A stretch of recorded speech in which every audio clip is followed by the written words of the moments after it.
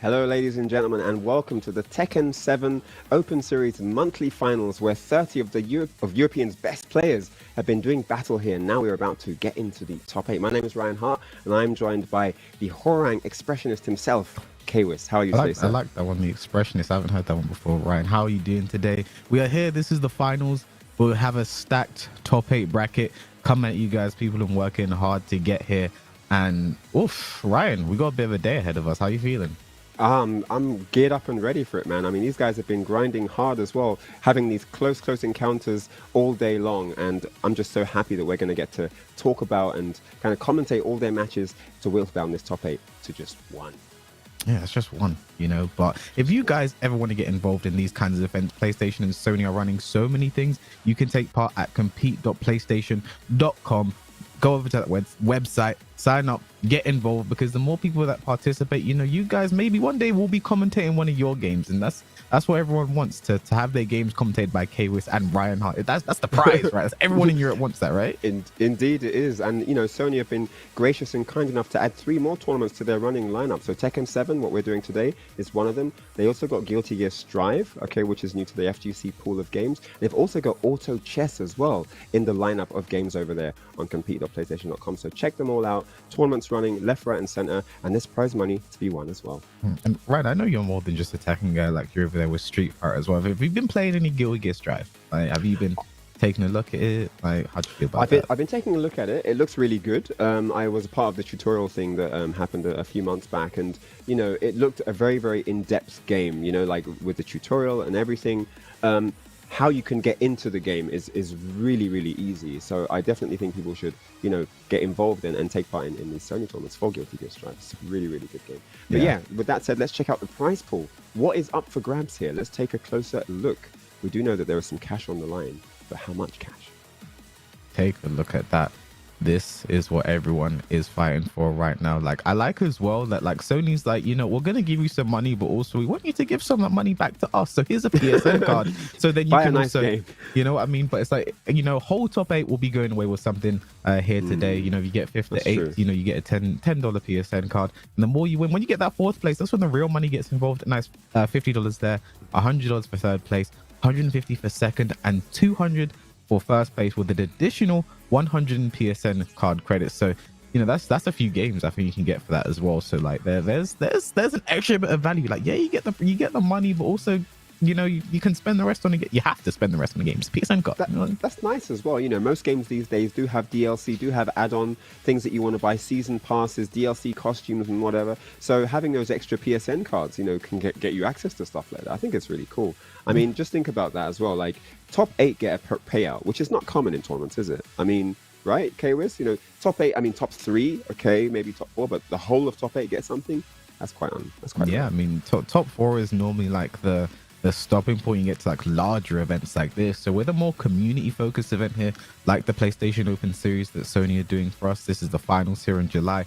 It's nice that, you know, just getting to this point, like, you at least you earn something from that, something to go home with. But knowing some of the players in this bracket, like, I don't think they'll be worried about this. For them, this is victory is everything. For some of these guys, it's go hard or go home. And I'm really looking forward to seeing how these guys do today. Yeah, me too. It's going to be a clash of the titans here today. I mean, obviously, these guys have been coming through the warm-ups as well. This isn't their first tournament in the Sony PlayStation series. They've been part of some of the previous leagues as well.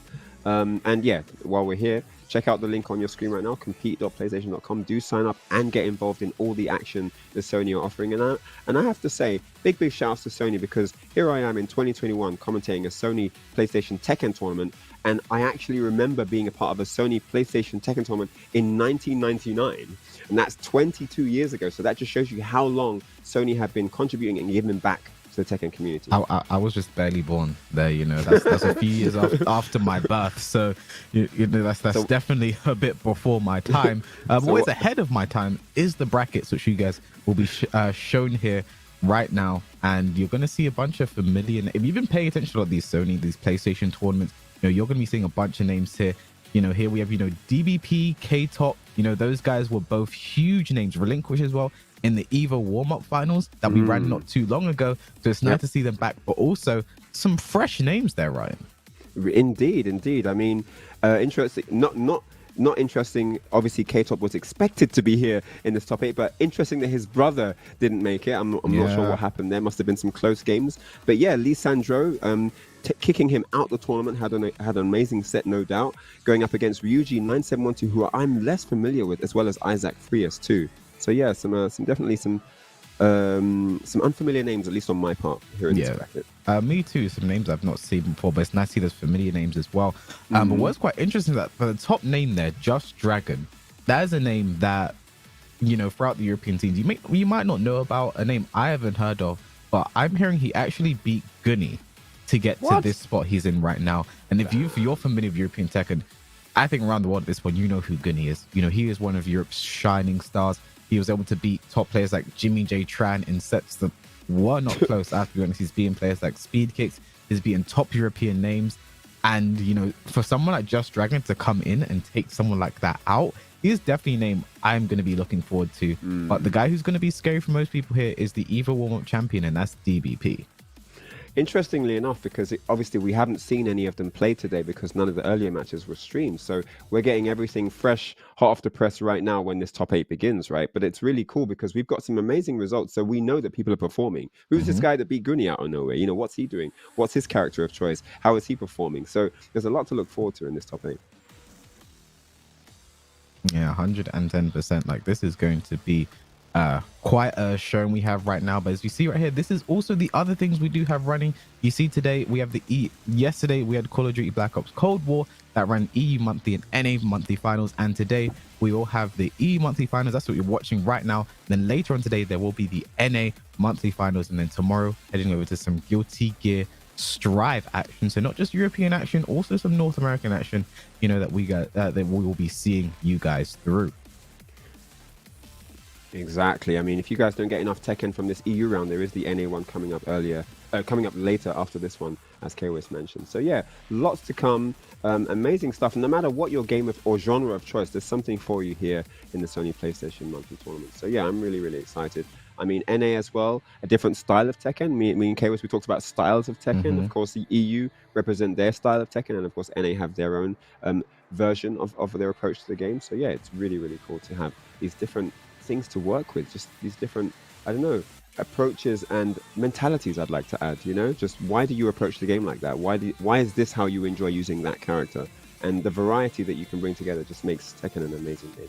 Yeah, I mean, we had a really lengthy discussion before, Ryan, about, you know, play styles, why people play certain ways, and, you know, how your scene really influences you. You know, I guess one of the best examples of that is someone like, you know, Arthur Ashe, who came out of nowhere, as it were, took the world by storm. And like, you know, a guy this strong to be able to take on the best players in the world, like he couldn't have. That kind of talent is not created in a vacuum. You see these sets they have in Pakistan, and like they're all playing so strong, but they're with punishment, their timing, everything is on point. And it's just nice to see, you know, that split of styles. And what about Europe as well? It's like people kind of refer to Europe as like one bubble, like EU Tekken is everything. But with all the different countries dotted around, like Italy, Germany, France, and obviously the UK, like the styles will vary immensely between different countries. And, you know, you mentioned earlier how like an earlier Tekken like Tekken 6 and Tag 2, how like that was really defined back then. I mean, in all the countries that I've traveled to around Europe, I mean, you know, Sweden, Denmark, Belgium, Poland, you know, Poland's a very strong country as well. I mean, there's just so much talent out there in the continent, and it's interesting when you see these collections of players come together in tournaments like this one, or any other tournament for that matter. But it also shows you how rich the game is, because there might be a character that you've been using for months, maybe years, and then another player will come out from another area, and you're just like, why didn't I know that? You know, how comes I've never seen this? Or why haven't I thought of that approach to this matchup? You know what I mean? And those things can be so cool. And it's just one thing that makes it nice when we can actually come together and share the knowledge from this passion. Yeah, there's always room to grow in Tekken for everyone. I mean, you yourself, Ryan, you have probably won everything there is to win in this game, but you're still yearning for that knowledge. You know, always ready to pick up something new and learn something. And, you know, you're able to still compete at high. I know you like to say you're retired, you didn't do that, but I watched that set against Arthur Ashe back in Dubai, and you can still teach these young kids a few things. Yeah, I got a few tricks up my sleeve still. I mean, I think, the phrase I always lead with is you're always a student in this game, and that's what it is. You're always a student, you're always learning. You're not necessarily looking to complete, you're not looking to master, per se. You are looking to better and improve with performance, though. And that's that's actually what these guys are looking to do here right now in this top 8, which I believe is about to get underway. Zafina versus Bob. K-Top with the Zafina pick here. Is that DBP? Yep. Oh, my boy from Germany. Let's go. First game. Let's do it. Top 8. DBP. And this is a run back from the EVA warm-up finals as well, where DBP managed to take it quite convincingly. I'm sure K-Top, like, if he has any sense, would have run back that game in his head, some homework. Watched it definitely. back, and definitely done a few things, because DBP is someone who, I felt the first time you play him, it is shocking, how aggressive a player can be. But Bob fits him so well. He will rush you down. He will work hard. And K-Top also being a very strong Mortal Kombat player as well. Yes, indeed. Both of them, right? Both the brothers. Very good at MK as well. All right, so DBP now spacing around the screen, trying to look for positioning. Ooh, 4-4-2 slaps him down. Yeah, straight again. The aggression already starting with DBP. The 4-4-2 is coming out looking in. K-Top will not be intimidated, though. Firing back. Goes low. Oh, and he gets the launch. DBP now. Over to the wall we go. Nice follow-up. Big damage there. K-Top huge life lead and the plus frames right now. DBP is going to have to do something huge. He wants to come back, and he can't have it. K-Top takes first round. Denied. Do not start. K-Top, solid first round there. Wow, no break on that. What happened? That's a shaky start, in the second round, not breaking the throw. DBP is someone who's definitely going to lock onto that as well. That huge damage on that combo. Oh, the belly into the wall. Power crush. Only minus 13 well. Yeah, that's huge damage right there. Oh, got caught there. And just like that, with the down back 3, evens up the game, 1 round apiece. I want to see a bit more patience from K-Top in those situations. Again, I'm probably seeing matchup unfamiliarity. Probably didn't know there was a second hit to that string and just hit. It possibly is. Oh, it doesn't connect to the 3, just the back 2. Okay, firing shots. Nice duck into the while standing 2-1. So ready, DBP here. And honestly, I see no reason not to duck in that situation, because Zafina is too extensive. Downward 1-2 and downward 1-4. Downward 1-2, even if the second hit hits, the third hit is a natural. So there's no reason to not really duck in that situation. Yeah, take a launch. Definitely, no, you're absolutely spot on there, but it's definitely a question of conditioning, and sometimes people haven't really worked on specific strings in that training mode to be ready for matches. And often, even when they do, it hits them in the tournament and they're just not ready for it in the moment, It can happen to anyone, I guess. All right. Great block of the hell super. Oh, the weak punish. I think that was a wild standing 1-2. He messed up because he just got 1-2 jabs there. Very unfortunate. Indeed. Now he's eating damage left, right, and center. Look at this 4-4-2. Is that launch going to cost him, Ryan? It may well. He gets the screw attack though. Gets a float. Gets a float. Doesn't do the back one into the forward 4. This is tight here, Ryan. Huge life lead for K-Top, but one rage drive. Rage drive. Yep. One rage drive, one launch. Ready to into go. Rage 17 seconds left. K-Top trying to avoid the damage. Oh, the punish. One more hit though. 10 seconds. Let him live there. Oh, and that's it. Guaranteed. I respect that. Ryan. You have 10 seconds left. Just go for a big launch. If it hits, I win. If it doesn't, I lose. Yeah. If it doesn't, I go another round. So hey, let's go. All right. So down back 3, nice block there. Finishes the string. Nice punish. Back 2-3 punish. This time he does get the punish. And DBP, wow, backflips out of the low. Okay, that's a good option there. Does he know the Oki situation here? No, he doesn't! Oh, the mix! And that's going to be the game, K-Wiz. Into the screw attack. Oh, no, he messes the combo! Oh, my God, DBP's still alive. Right. Don't tell me he's going to steal this. Wave drive available. Wave dash in, hell sweep. It's not over yet. I'm scared. What is happening? Okay, the downward 1. The downward 1. And I know K-Top must have been a bit nervous at the end there. Dropping that combo ender after the screw attack. Could have all fallen apart, but he kept it together, held his wits, and sealed the first game. Oh my goodness, what a wild ride that was, that final round there. Honestly, Ryan, that tiny bit of the magic pixel, I feel like, is the hardest bit of health to just take away from your opponent in those situations. But that Oki situation that K-Top did at the end there after the counter hit down 3, I remember the first time I saw that was in a game, Leo Chavez, a South American Zafina and Master Raven player, someone I hadn't heard of. I watched him TXT Argentina, Tekken World Tour Challenger event. The first time I'd seen that setup, You don't finish the combo. If they back crawl the while sending two, you get a full launch in that again. Full launch, Yep. That was the first time I'd seen that. And always in that situation now, I'll never back roll. I'll never back roll ever. Just from that one time. I think it was in a game against Abel the Maestro, and that he ended up winning the game off of that. And you know, that is just a case of, I think, DVP's matchup inexperience, not seeing when. I feel like that's the thing about, like, between player to player, just having that one experience has mean I never back roll there. He didn't have that same experience, right? He didn't see what I saw, so he wasn't ready. Didn't have exposure to that, and he just got caught out. And the first game was looking to be his, but that turned the tide instantly. And K-Top left a lifeline open at the very end there when he missed the follow-up. But then it was just a matter of time before the down forward one closed the deal. But man, what an explosive first game that was. 1-0 to K-Top here. And I'm sure his brother is somewhere cheering on in the background. In the same house. Just really on. Let's go! That is as interesting. I think DVP is one of the scariest people to have chasing you down when you have the life lead. Oh man! Because we were both in Poland and we saw DVP versus Saint, and DVP has a life deficit. And, Saint, one of the best players in the world for a very long time. DVP just hell sweeps him 4 times in a row and just wins the game off of that. I remember that. I think Bob's one of those characters in general. Like, you kind of don't want him chasing you. Whether it's DVP, whether it's Rukang, whether it's someone else. You don't want them down in life with Rage Bar chasing you down. It's just not a fun experience. Yeah. And you see, DVP's actually selected the arena stage here. And I think that's important.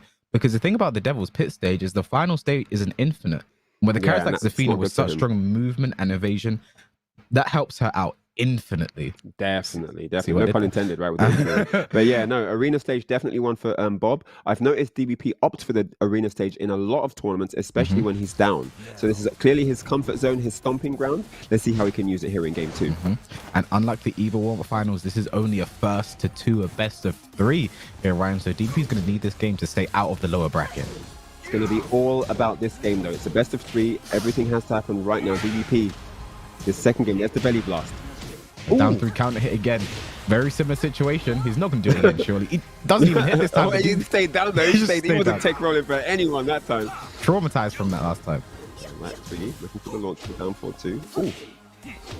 Back 2, keeping on. I think back 2 is such a strong poke in this matchup because when Zafina goes into her stances, goes down, it's going to catch her. But again, another counter hit down 3. He is not going to go for it again. He does beat tech rolls this time. This time he tech rolls, yeah. No back rolling. 1-1-2. Punish that. Doesn't know. Oh, he doesn't let him. Wow. Oh, that's it. That's game. That's round. Yep. Did he dash deep? Okay. No messing about. Kept the combo very simple. K-Top taking the first round in the second game. This is really big right now. DVP looking down and out. But if anyone can bring this back, go crazy. Go insane. It's going to have to do something or he's going to have to go home. The combo? Doesn't get clean wall up though. Can't leave damage on the table like that. Not at this level. Nice whip punish there with the up 1+2. Throw broken this time by K-Top. Very nice. L sweep though. Huge likely for DVP. Back against the wall. Not what you want to be. Tries to go mid. Yep, into the power crush again. And he very smartly reels him in for that bait there. To get that power crush wall splat. Gets around for himself now. Oh my. That I feel like K-Top got a bit too deja vu. Yeah. A bit too overzealous there and just drop kick. And again, reels him in for that power crush. Abusing it against the wall right now. This is the spring. K-Top finds himself with some wall pressure, working to his advantage. Scarecrow 1+2. Good. Another power crush. He's getting great mileage off of those. And he goes low. And this should be the round, even with the wall there. Yep, DVP. One thing I know about DVP is his combo adjustments when the wall is in play. So good. Really, really good. Nice baseball slide at the end there. Again. Down 3 though, hit from anywhere, and no launch there from DVP. He actually launched that power crush, but unprepared. One thing I've learned about Bob players is they're just not ready for the new 15-frame launcher. You give them a 50-frame launcher in season 4, adapted, yeah. They just aren't ready to use it. Mixing up hell sweep, and then the 4-4-2 mid option. That's punish. Oh, K-Top could steal this round. Down 4-2, no counter hit. -11. Oh, that's gonna be it. No! Zafina with the kill. The scaling didn't help him, and now it's set point to K-Top. I really didn't want to call that one. I really didn't, so I just stayed silent. Down back 4-4. frames here, 4-4-3. Again, it's the Scarecrow, now in Mantis. 2-3, the power crush, no launch taking some again. pressure. Trying to fight back now with the back two, trying to make some space. Oh, back he's scouting, nice but no, block. it's not the punish. Great, the first low parry of the set. Should be going to the wall as well. Are we going to see another power crush? We're Look going to at see that this belly damage. blast again. Duck and throw. There it is! Oh, you The called power it. crush, I called it. Like a clairvoyant, I saw the future. And there we have it, 1-1. DBP ties it up. But you have to say here, Ryan, I mean, considering like a player of, you say, DBP's caliber, you know, you expect him to go into matches like this, into tournaments like this, and just, you know, steamroll through the competition. But it's so, I think it's so inspiring to see someone like K-Top, you know, give him such a strong game here right now. And I think we're seeing some things that I just want to see tweaked, you know, a bit more patience, because against Bob, they have so many situations to set up that power crush, right? Because the strong thing about that Betty Boss power crush is it completely beats jabs. You know, because the way he ducks under, it makes jabs completely whiff, and it being a power crush, it absorbs other hits except for lows. I actually want to see more down threes from K-Top. You know, it's a counter hit launcher, and it's going to destroy that power crush completely. So in situations where he wants to jab, go for a down three instead. That's really going to work in his favor. I think we're seeing, you know, maybe a lack of confidence in that time, in those situations where it's time to interact in that way. You know, there's very little situations where he's been specifically aiming for counter hits. And when you're looking at countering a power crush, you want to aim for counter hits. You know, counter hits that are low or throws or evasive techniques. And I think it's quite difficult, especially when your back's against the wall, to have your mind prepared for so many options that you need to have at your disposal, right? Now, he does have options mid-screen. I'd like to see more from him mid-screen. It shouldn't get to the wall before you start utilizing these tools, right? I think when it's in that mid-screen range, he needs to be more confident with going for lows, getting to stances and mixing up. He does have Mantis stance. He does have Tarantula stance. Like these, you have to use the mobility and different weapons that these stances have. And DBP hasn't really shown that he has answers yet. Let the opponent show you that he's prepared for these situations. Put them in the blender and see what they can produce. Because if they don't have an answer in a best of 3, it's a free win. And you have to get good at putting them in the blender. And I think what is very scary here, Ryan, is I'm expecting to see that K-Top has picked an infinite stage. And that's sort of the reward you get for winning the first game. Okay, no, actually pick the same stage. I respect that. Picking the same stage that you won on originally. I actually respect that decision. I was expecting infinite straight away. But that is like your trophy for winning the first game. If it does go to the final game, you get to decide where that battle happens. And K-Top decide to go back on, I won in this stage. I'm picking this stage. Back to where he got his first W. I mean, I like it. Maybe this is also his area of comfort. You know, this is his stomping ground where he does his training mode regimen. You know, that regimen. That could be the case here. But here we go, Devil's Pit. DBP has a bit of experience. He's got a feel of how K-Top likes to approach on this stage. So let's see what happens. And again, K-Wiz, we've got that throw. No 1+2 break whatsoever. And instantly we start at the wall. K-Top in trouble. Definitely. But down for 1-4, staying in the game right now. There again, a power crush. But it's a trade, not the worst thing, but nice step. Oh, but the wall messes up the back 2-2 string. But the classic wall mishaps. The best combo. Oh, the strings, the Bob strings you never see. No one's ever prepared for them. I was going to say, he looks a bit unfamiliar there with that low conversion. I think that's the first time I've seen that string. Crouch dash 1. Man, he's really going in now. It's not looking good for K-Top. Definitely. Half the match gone already. 1.5 rounds down. No duck there. Hell sweep. Oh, man. Momentum clearly in DVP's favor right now, but the plus frame is now for K-Top. And the trade. So unfortunate, that would have been a full combo for K-Top. It would have been indeed. This is not looking good. He does have a race drive ready, though. Is he going to get to use it? Answer is no. Set point DBP. But we have the infinite stage. This K-Top really has to make the most of this infinite. Use the spacing to his advantage. Oh, wow. Look at this. Forcing him into error now, pressuring him into a mistake and taking full advantage. In DBP, the strategy is clear that he's trying to play in a way that doesn't allow K-Top to get access to his best tools and best strategies, and he's using it really well right now. This game is all DBP right now. K-Top cannot do a thing, but he gets a launch. This is the journey of a million miles begins with a single step. I know it's not a million miles, but this feels like it. Let's start with one at a time. 1 foot before the other. It's called walking. Let's do it. And K-Top with only a bit of health left. Can't afford to get hit by anything. Oh my goodness me. One more hit's going to do it. Okay, there's the race drive. Very plus right now. More plus frames. Oh, and there's the low you talked about, K-Wiz. That's what you mentioned. I think a back one might kill. No, not one more hit's gonna do it. 7 seconds left. No, the keeper. Oh,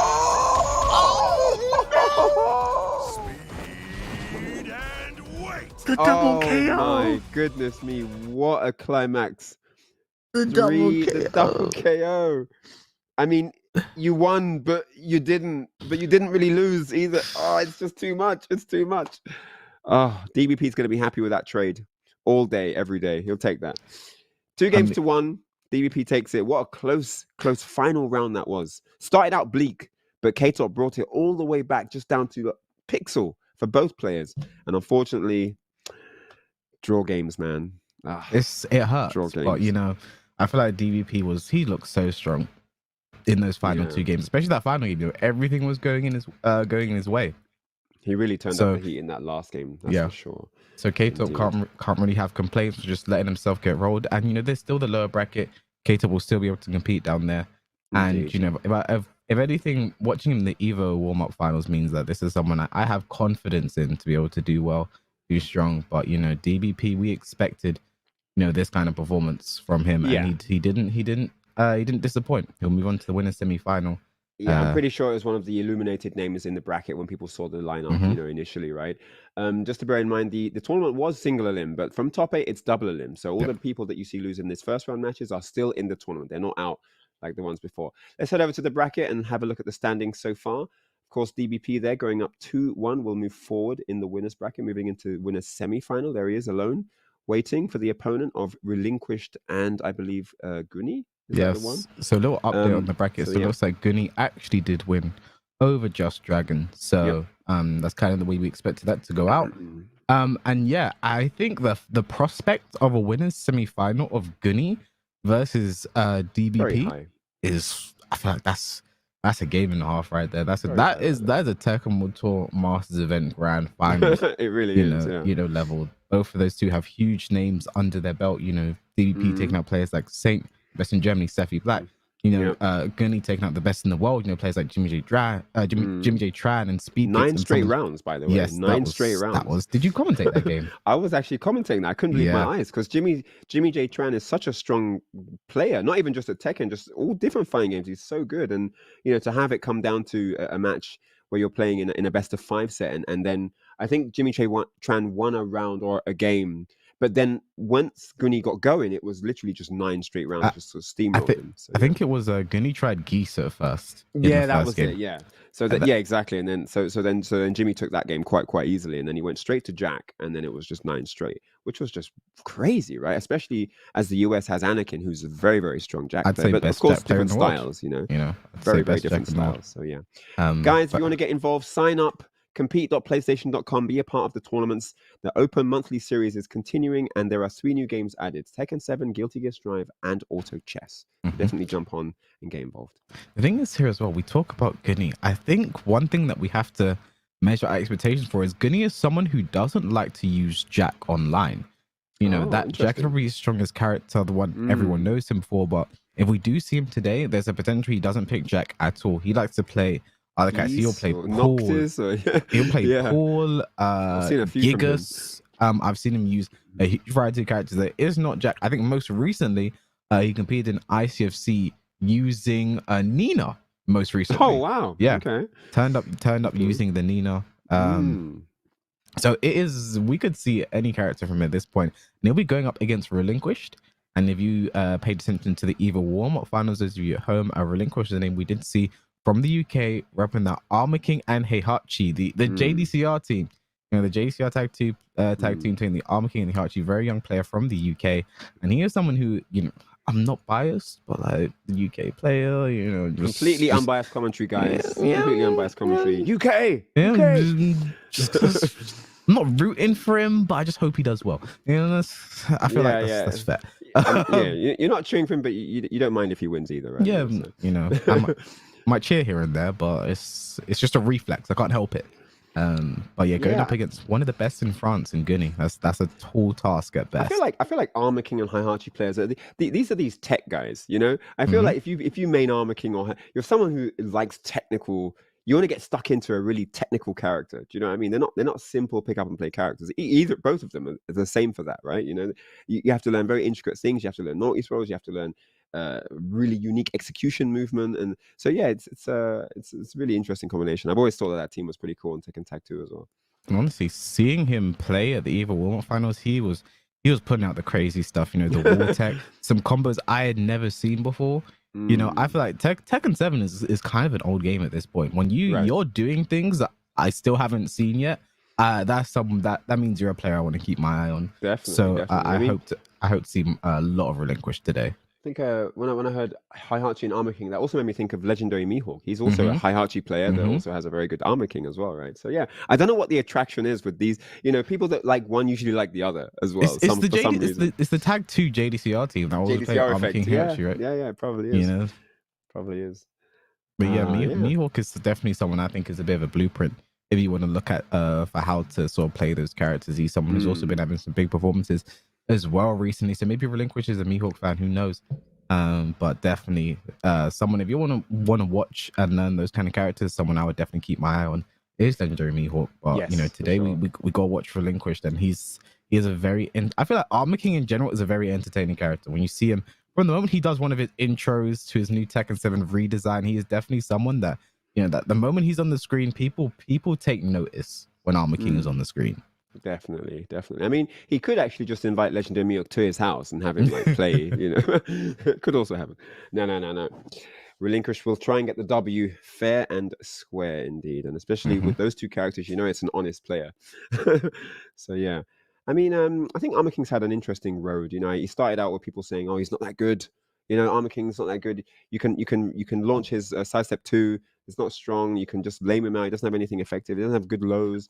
And I think he's come a long way in terms of development, because now we do see him in tournaments. There was a time we didn't really see Armor King in tournaments, especially not in top 8s. But now we see him everywhere. And, you know, we see him in Europe, we see him in East Asia.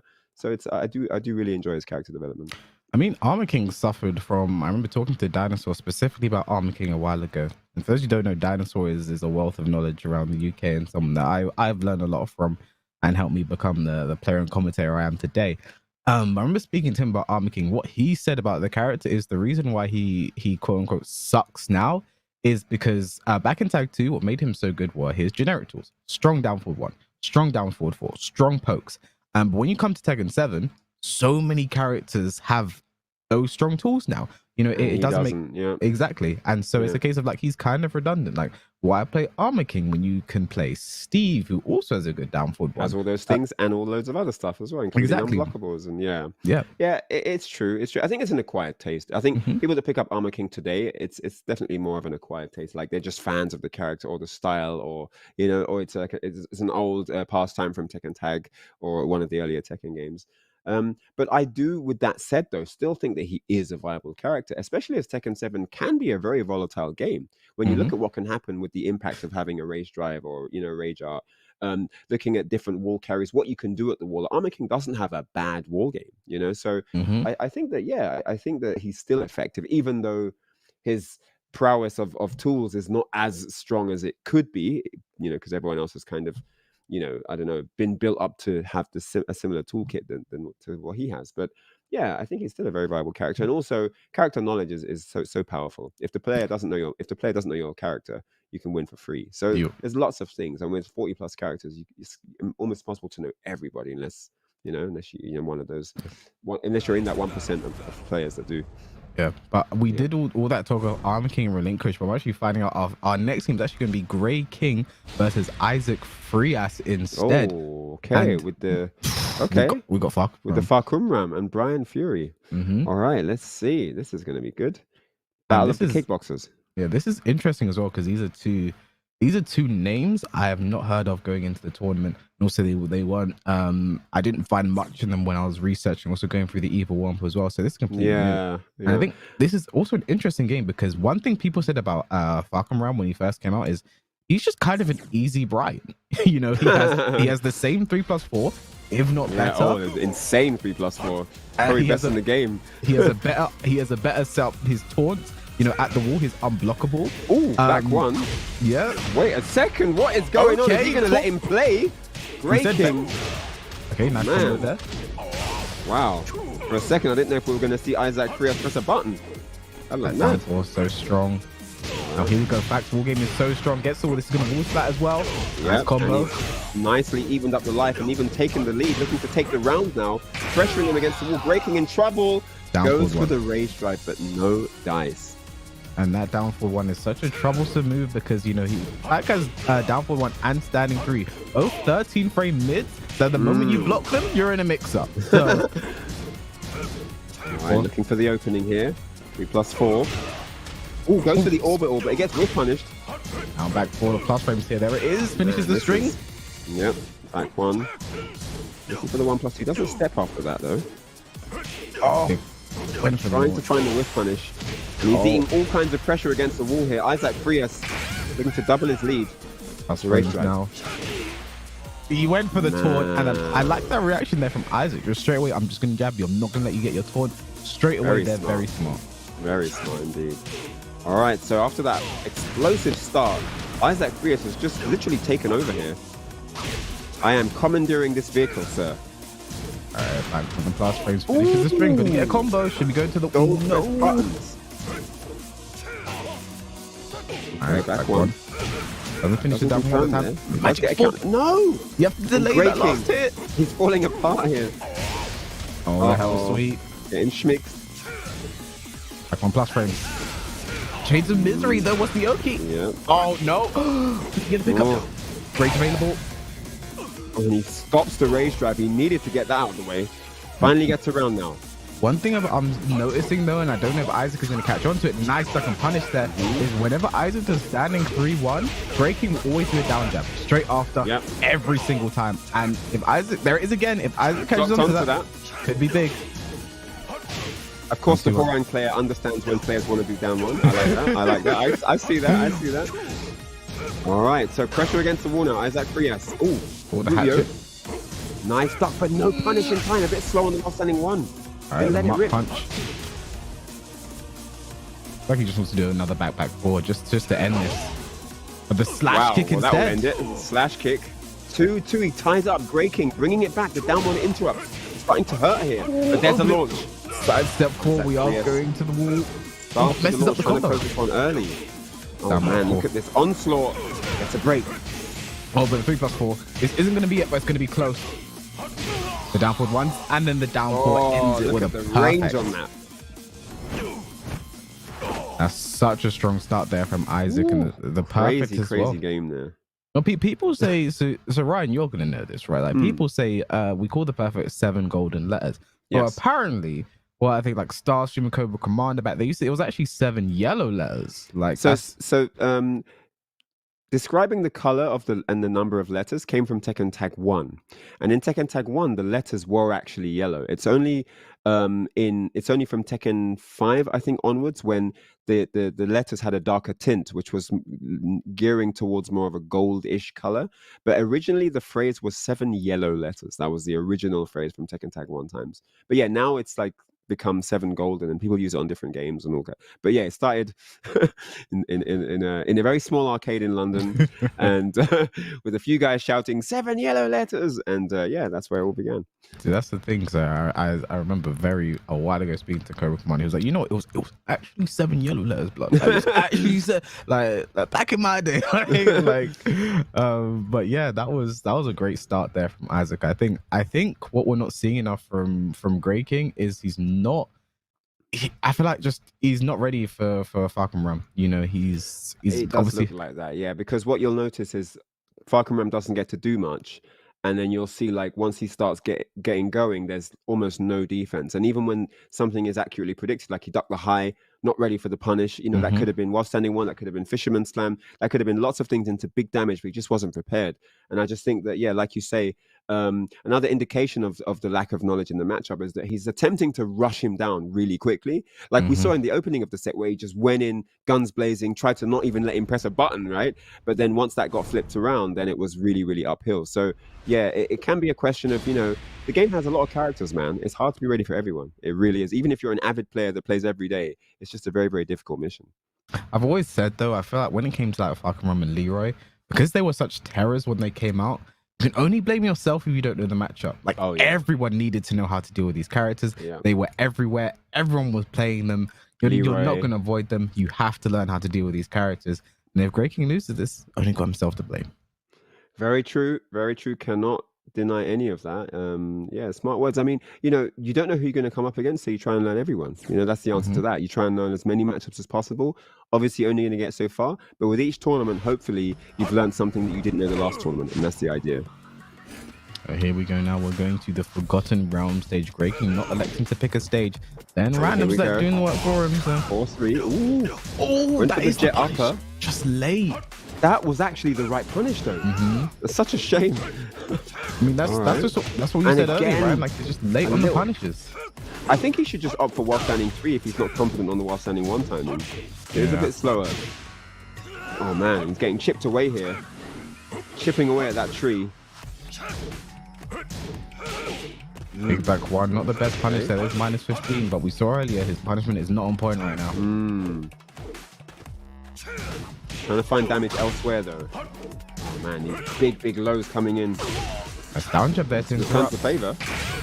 Before no punish, and then the interrupt, the throw not broken, and that's going to be the round for Isaac. Man. Rage drive broken, throw not. Alright. Oh man, big chunky launcher. Down we go. Breaks it for immediately. Should get another wall splat here. Nice combo as well. Keeping it simple. The down 4-4-3 doesn't break the floor there. Great interrupt there. Breaking under some pressure now against the wall. Trying to fight back. There's the 1-4 with the back 1 follow-up. Nice block on the low. Okay, and he gets him this time. Okay, this is going to be a lot of damage. Exactly what Grey King needs. Should go to the wall. He's going to break the Down floor. we go. No. A little bit late on the hit, so we didn't go downstairs. Finishes the string. Nice punish there. 3-4. And one more hit. It looked like he went for orbital, right? Like he was trying to leave the ground. it looked like he had the read. He just wasn't fast enough. Oh man, that's so unfortunate. Might have been something a bit slower, like up 4-3 or something.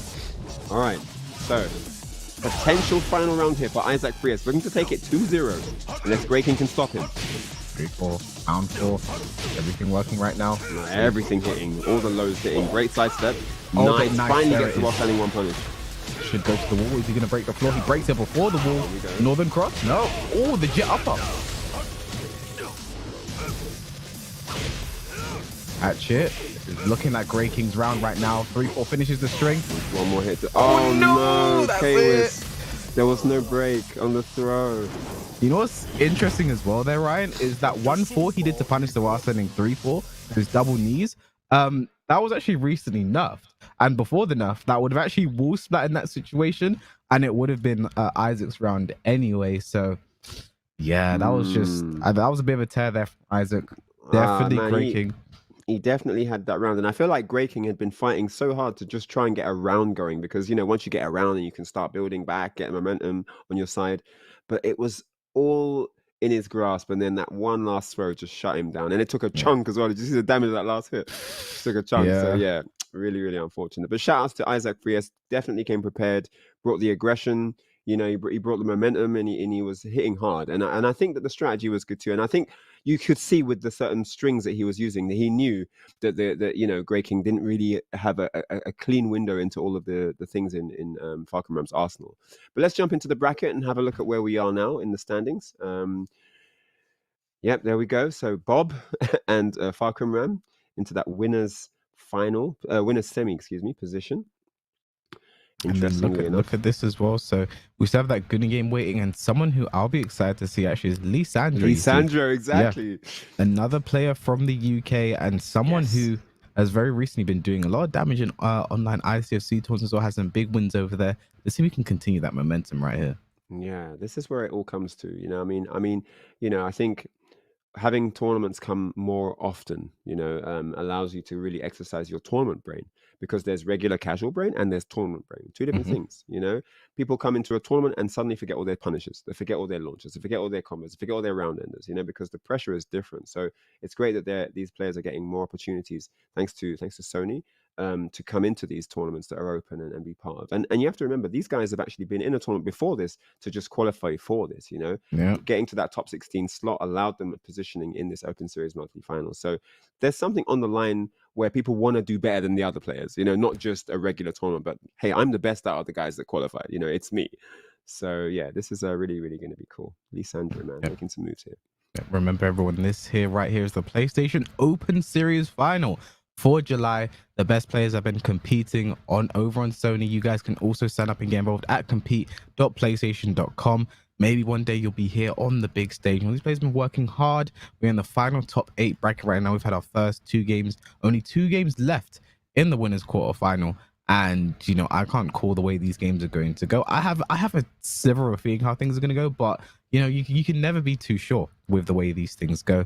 You know, Isaac looking incredibly strong right now, someone to definitely keep your eye on. But with players like Lisandro, Gunny, Relinquish, DVP in the bracket, it's going to be very hard to pick out that one name that is really going to be the shining star to take everything.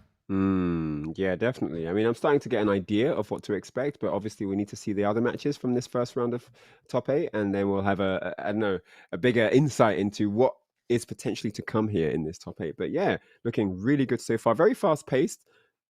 We saw that first set where it was a bit more about spacing, it was a bit more about timing, it was about waiting and being a bit more cunning. And then we saw that last match, which was complete explosion, just go in, you know, put it all out there, big launches, starting with windy haymakers, and just everything happened there. So we've already seen an array of strategies in just those first 2 sets. Yeah.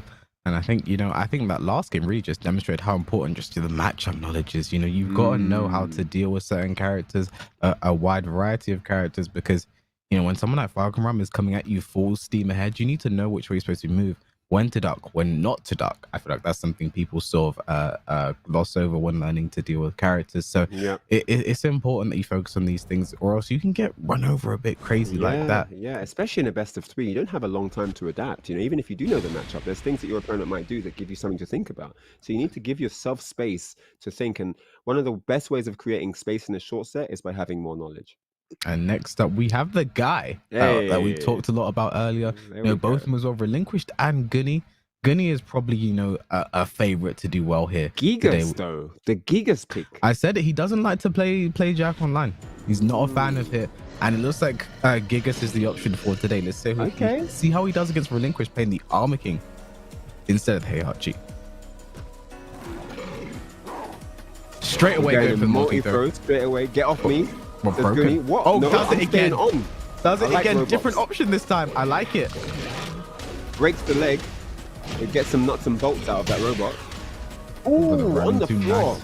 Very shoulder barge. These colors are so crazy on this giant swing. I think this is it if he gets the wall. It's a giant swing. Yeah, guaranteed. No tech rolling allowed with that wall splat. Wow, first round. Very confident round as well. Again, oh my God, what's going on? Again, different option this time. He's mixing it up. I feel like I know how this game's going to go, right? I wonder if he's going to do another multi-throw at the beginning of this round. I just want to see that now. Okay, oh no, just the 2 throws straight up this time. That was sick. Just grab him. That was, I think he's got a throw challenge. How many times can I throw this guy in tournament? Wait a second. Multi-throw again. Look at this. Nice. Relentless. Another one? Oh, stop. Yes, you know he what? mixes it up. You know what, Ryan? I love that. I'm gonna throw you. Then when you try and duck, because you don't want to guess anymore, I'm just gonna multi-throw. If he did it again, that'd have been too much. Launch? Oh, that is not the punish you want there. Actually, launch punishable there. But still a great start here from Relinquish. Wow. He's doing really good, yeah. This guy looks like he has a strategy and it's really paying off right now. But can't break throws himself. That could be big. Running 2, Gunny running away this round here. Gunny running away with it at the moment. Look at the damage he's taken this round. Big whiff punish. One more hit should do it for Gunny. Yeah, very keeps smart. It safe and simple. Down and 4. Oh. Yo, that would have been some evil whiff punish if we did a high or mid. Yeah, very unfortunate there. The dark upper there. What? That uppercut is actually a high, so Gunny was crouching. It didn't work. Didn't work. Oh, okay. 1-2-1. Down back 2. Big low there from Gunny. Yeah. I want to see more throws Relinquished. That's I don't know why he stopped doing it. They were all working. He's looking for it. 2. Just trying to keep him away right now. Trying to score the dark upper. Frames. Cartwheel. Okay. Into the Shawn Michaels elbow, and there's the dark upper finally. Oh, I love that combo into the setup. I ain't seen that ender. Oh, nice. Shining Wizard, but it's reversed. And Again. another one. Great break from Goonie here. 1-2. Goonie has the lively right now. Might have given him the round from that. The jab. Stay away. Stay away. Oh, 1 second rage up. Oh, what the hell? What? The extra 5 health, the Harada care buff wasn't enough, but great whiff punish there from It was Relinquish. a heartbreaker. That Again, 1 that same second combo? rage out would have been clutch. Look at this movement here from Relinquished. Really trying to flex. Breaks the throw this time. Yep, get off me. And he's going to throw Goonie back. I'm calling it now. He will do this. Stop throwing me. I'm going to throw He's you. got Okay? almost half bar. He wants the other half. Now back 2. Oh, goes for another one. No punish though. And the block. That's one thing I'm seeing from Relinquish. His block punishment isn't fantastic. His whip punishment. Giant swing, no break, Hayward. The dash into the full giant one. swing as well. No tech. Oh my days, no tech either. And he went for another one. Oh. And there's the hop kick, and that is going to be the game. Relinquished 3-2 over Gigas. Man, this Armor King's not messing about. That was. If I'm gonna start any game against someone with the name like Goonie, that's exactly how I'm gonna do it. I'm gonna run in your face. I'm gonna throw you. You break that throw, I'm gonna throw you again. Then I'm gonna throw you again. Then I'm just gonna throw you again. Then he went what 2-3 rounds without doing any throws and just brings it back at the end. I mean, he clearly had a game plan. He started all the rounds with multi-throw in the beginning. It's like, what? I mean, if you start that many rounds with multi-throw, hop kick's guaranteed at a certain point. Like, you're getting hop kicked. Like, you're not going to keep taking the multi-throws. So, yeah, really interesting strategy there. That's kind of the scary thing about the multi-throws. For those of you at home that may not know, to break throws in Tekken, it depends on which arm comes at you. So if the left arm comes out, it's a 1 throw. If it's the right arm, it's a 2 throw, and both arms is 1+2. But King and Armor King is special because they have throws that look like 1+2, which can be 1 or 2, and that makes them really scary to deal with. But there's actually a little trick to tell which throw comes at you with Armor King. When he's doing a multi-throw, if the camera angle actually changes and zooms in, that means he pressed 1 and you break it with 1. If the camera angle stays exactly the same, that means he actually did 2 for the multi-throw and you break it using 2.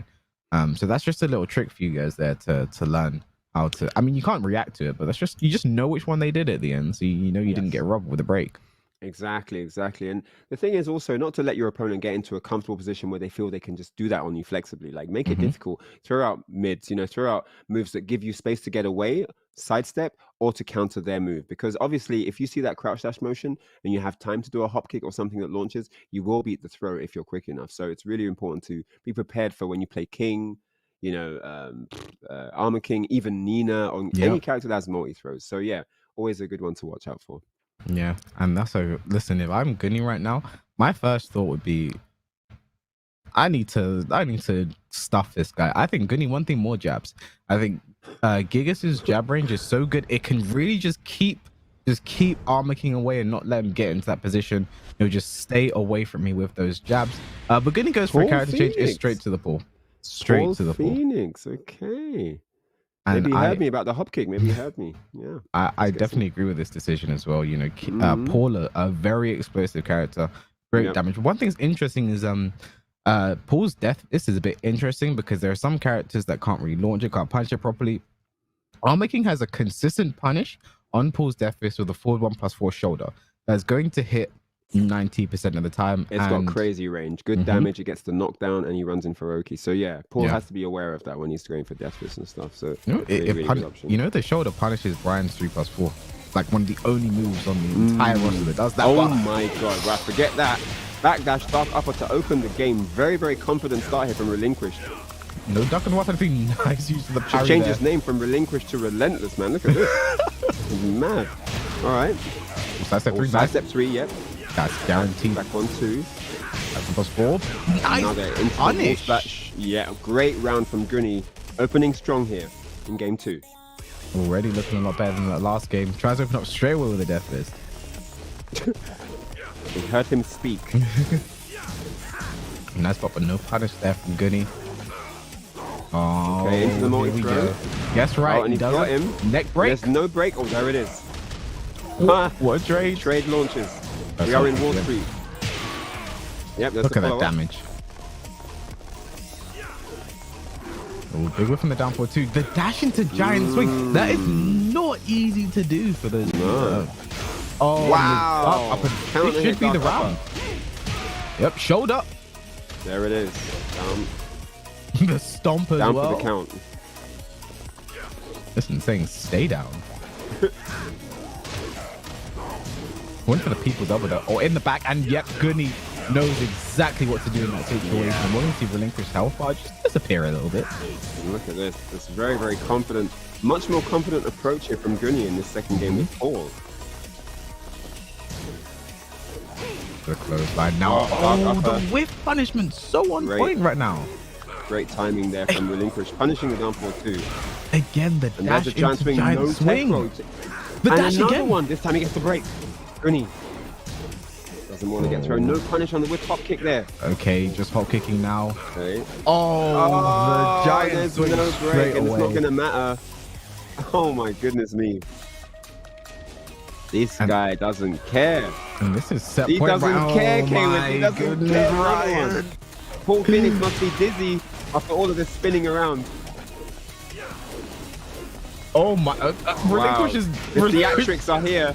Okay, Ryan, Picks him up now. I really hope Phoenix Relinquish smasher. doesn't lose this game now, because I feel like he's flexing a bit too much right now. He is And going in, but Goonie's not giving up yet while standing 2 rounds each.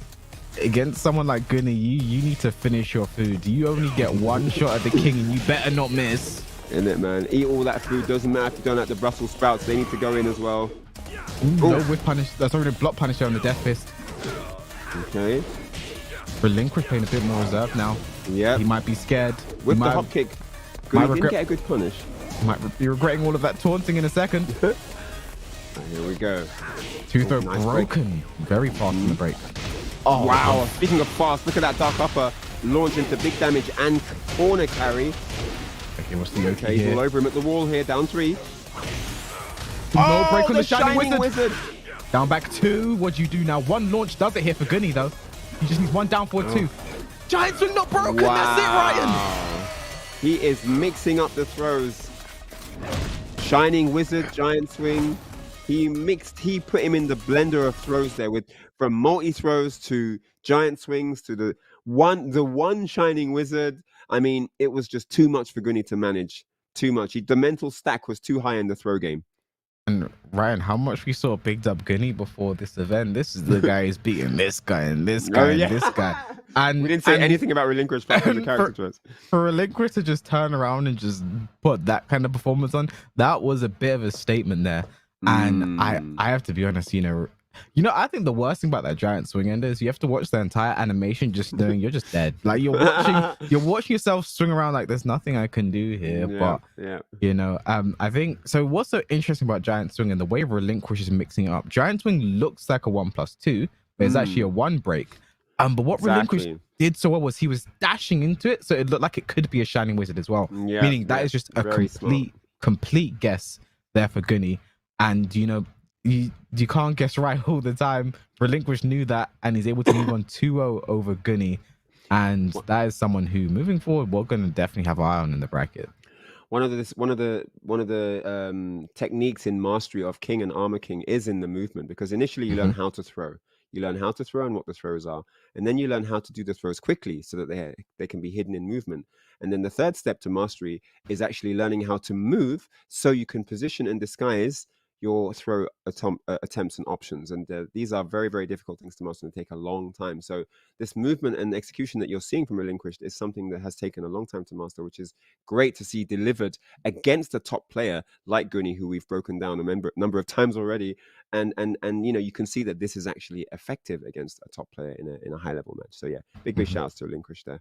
Yeah, and that's what makes it so scary. And the way he was using hop kick as well, I mean, that ducking wasn't even a viable option there. But, enough about that. We will be taking a short 5-minute break. And then when we get back, we'll be continuing with our winners semi-final action. Go get something to eat. Go get something to drink. Do not go anywhere.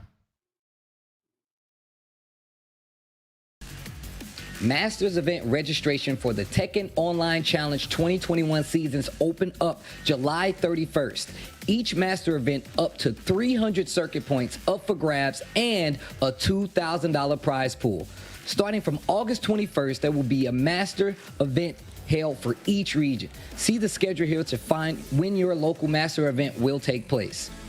This year, the Tekken Online Challenge has expanded to 14 regions across the globe. If you're from any of the countries or regions listed, you can compete. For this season of Tekken Online Challenge, community events are a part of the circuit once again through the dojo system.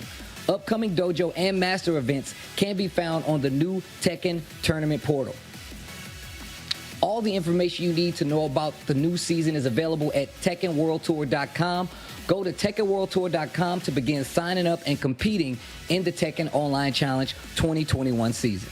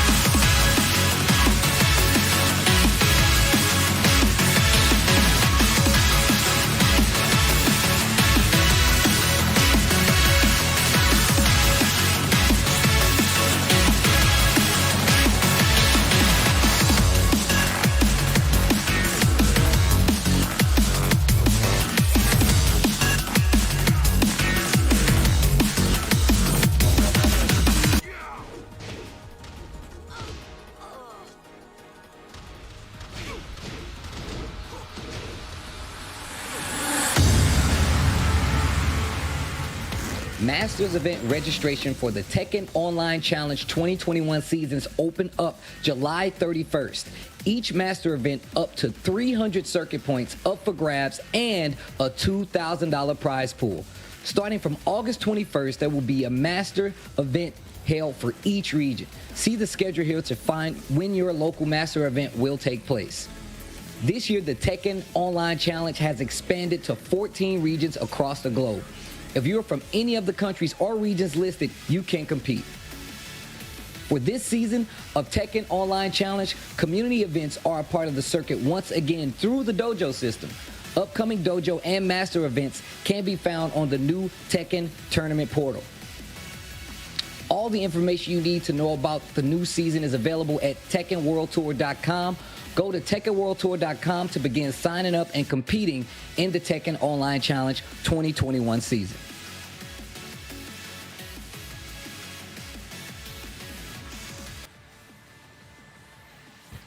Welcome back, everyone, to the PlayStation Open Series final for July. I'm Kawis, and I'm joined by the legendary Ryan Hart. How you doing? How you feel about the action we've had today? Man, it's been crazy so far. Like we said earlier, we started out with that explosive game with DBP coming out 2-1 there against Zafina K-Top. was the pick. Yeah, K-Top with Zafina, right? Yeah, and then that second game, which was a lot slower, no, the first game was the slower one. The second game was the explosive one with Isaac Frias with the solid Farcom Ram. Looked unstoppable once he got going. Like we identified, Grey King didn't really know a lot of the stuff that Farcom Ram has to offer, so it was kind of easy pickings once Frias got going. And and then we've seen Gunny with Paul try to bring it back against Relinquished, but man, the Armor King just too strong, way too strong. The throw game OD, it just looked like it was really uphill. And I've never seen an Armor King able to utilize throws, so convincingly in a best of 3. That just looked like from round 1 go, he was conditioning with multi throws. That's where it started, and then he didn't stop from there and managed to deliver an amazing finale with that giant swing, that slow plane crash death where death is imminent and there's nothing you can do about it. Amazing stuff there. So yeah. Shout outs to Relinquished. And he's going to be going up against DBP. We see the bracket there. And Lisandro has actually lost. We didn't get to see that one on stream, but he has actually lost to Ryuji 9712, who has now moved forward into the winner semis and going to be going up against the Farcom Ram specialist Isaac Frias. Yeah, like that's the thing. Just before the break, we saw probably one of the favorites to go all the way here, Gunny going straight down to the losers bracket. And then Gunny versus K-Top. That's going to be an interesting game, right? Seeing how K-Top was able to go head-to-head and toe-to-toe with someone like DBP, I feel like, against someone like Gunny, he is going to give him a bit of a challenge. But we'll have to forget about that because our next game is going to be Relinquished versus DBP. And we want you guys at home to sort out, who do you think is going to take this game, And if I just going off the last game we saw, my money would be on Relinquished because that guy's insane. Now, it's going to be an interesting one. Both very explosive players, both momentum controllers. They want to have the lead in the psychological game and warfare that's happening. DBP, I do feel he's slightly more defensive, which could play into Relinquished's hands, because I feel like once you give Relinquished the driving wheel, he uses it and goes wild, and I'm not sure that that's going to work in DBP's favor. But if DBP can get his comeback game going, because we see how good he is when he's on the back foot, we might see a turnaround. So this might be one of those games where we see Relinquished leading at first, and then DBP with a strong comeback to close out. What do you guys think? Let us know in your in the stream chat, and let us know your thoughts. Yeah, that's definitely going to be an interesting one. And the polls showing us that 78% they agree with believe me. DBP is going to take this one. And DBP bring it back.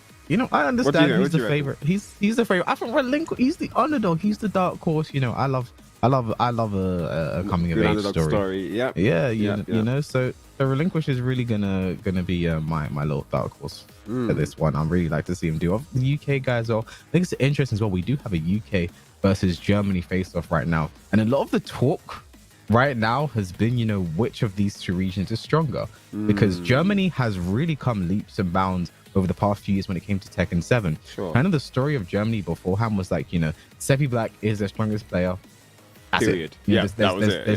there's no one to follow. But we have players like DBP. We have Tetsu, very strong Claudio player, and we have Mihawk showing great results in tournaments like ICFC now. that, you know, it's really becoming difficult to sort of say, because UK sort of, I don't want to sound biased, but kind of took the mantle of top European country over like 2019 to 2020, becoming so strong. Players like Chicken Maru, Rukang, Gosane, you know, Gosane finishing third at a Tekken World Tour Masters event, only losing to Kokoma and Naroma. You know, strong record. Yeah, definitely. You know? I mean, I remember a period where it was just kind of Super Akuma for France that was completely dominating Europe entirely. And we have seen closer sets happen in more recent times. And yeah, UK clearly doing their homework. Proud of the boys myself, of course. Nice to see these results coming in. But here we go. Let's see what the result's going to be here today. UK versus Germany here. Relinquished, solid Armor King going up against DBP, the classic Bob from Germany. Let's see what's going to happen right here. 78% of you said DBP, but is that going to come true? And no pressure, Relinquish, but the entire country is hoping you do this. Behind no pressure at all. You know, like this is what decides it. This game right here decides everything. So Relinquish, just count on you. It's only a best of 3, so the opening is very important. Whoever gets that first round, whoever sets the pace here, is going to be in charge. Let's go. Relinquish going for like wow, and he stopped there. DVP of his own there. Relinquish says no. Great block. Look at this. Belly bust. What an opener here. Woo. We are waving. I don't mean any greetings either. Yeah, no surprises if this is the start of how these two go at it. Oh my goodness. Don't tell me that DBP can guarantee. What? Oh! What the first round up that the dark upper. Still didn't get the round.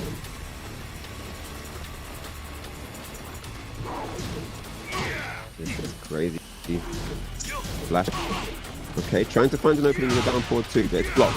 And it's like 1 DVP all over him now. Man. Runs in, yeah. Forward 2 blocked. Okay. Duck there. Could have ducked there. Was scared of the mid option. Oh, nice. Whiff punish there. So ready. That is one thing that's really insane we've seen consistently from Relinquish is that dark upper whiff punish. He's so good at it. Nice. And into that.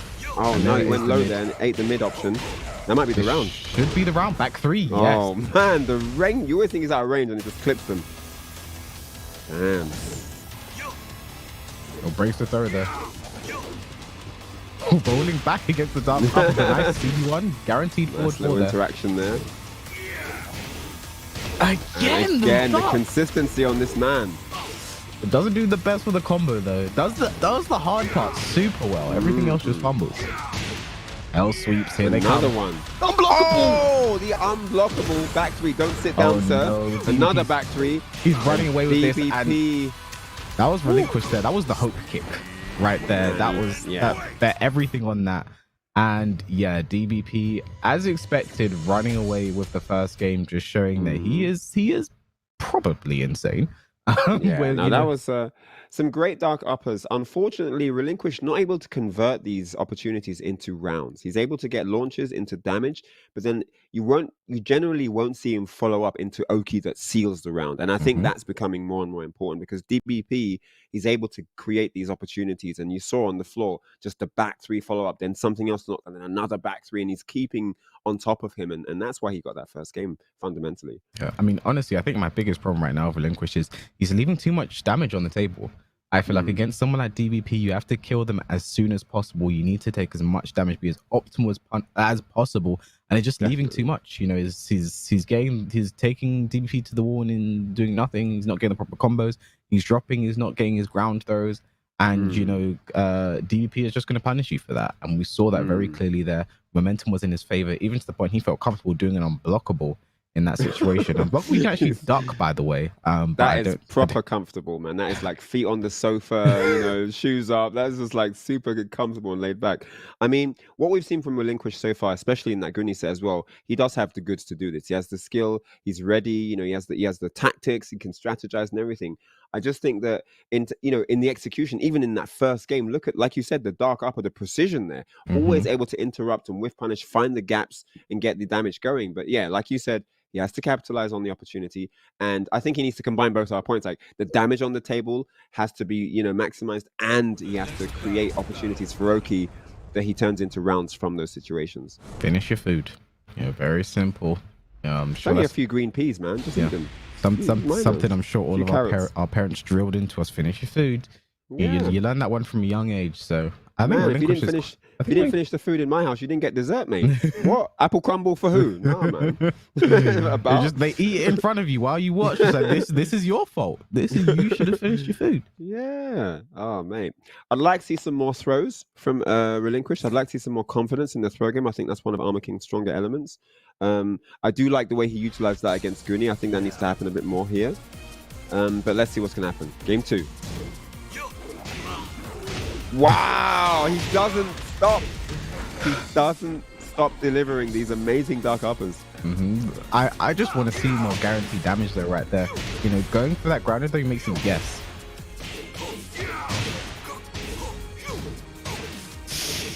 Nice block and punish there from Relinquished. The down for one again, like not taking max damage. 1+2 though to the wall as well. It's gonna be huge. Oh, he didn't get a follow up. Oh, that will do though. Forget not following up before that. Stomps away. Stomp as well. Round 1. Feeling himself now. Oh, look at that. Could have had a forward one punish there. Nice break on the giant swing. But that's good though. Start conditioning that. That's good. He's starting that now. Oh, my beautiful dark upper. I like that combo as well. Okay, punishes the hop kick with a hell sweep. Oh my.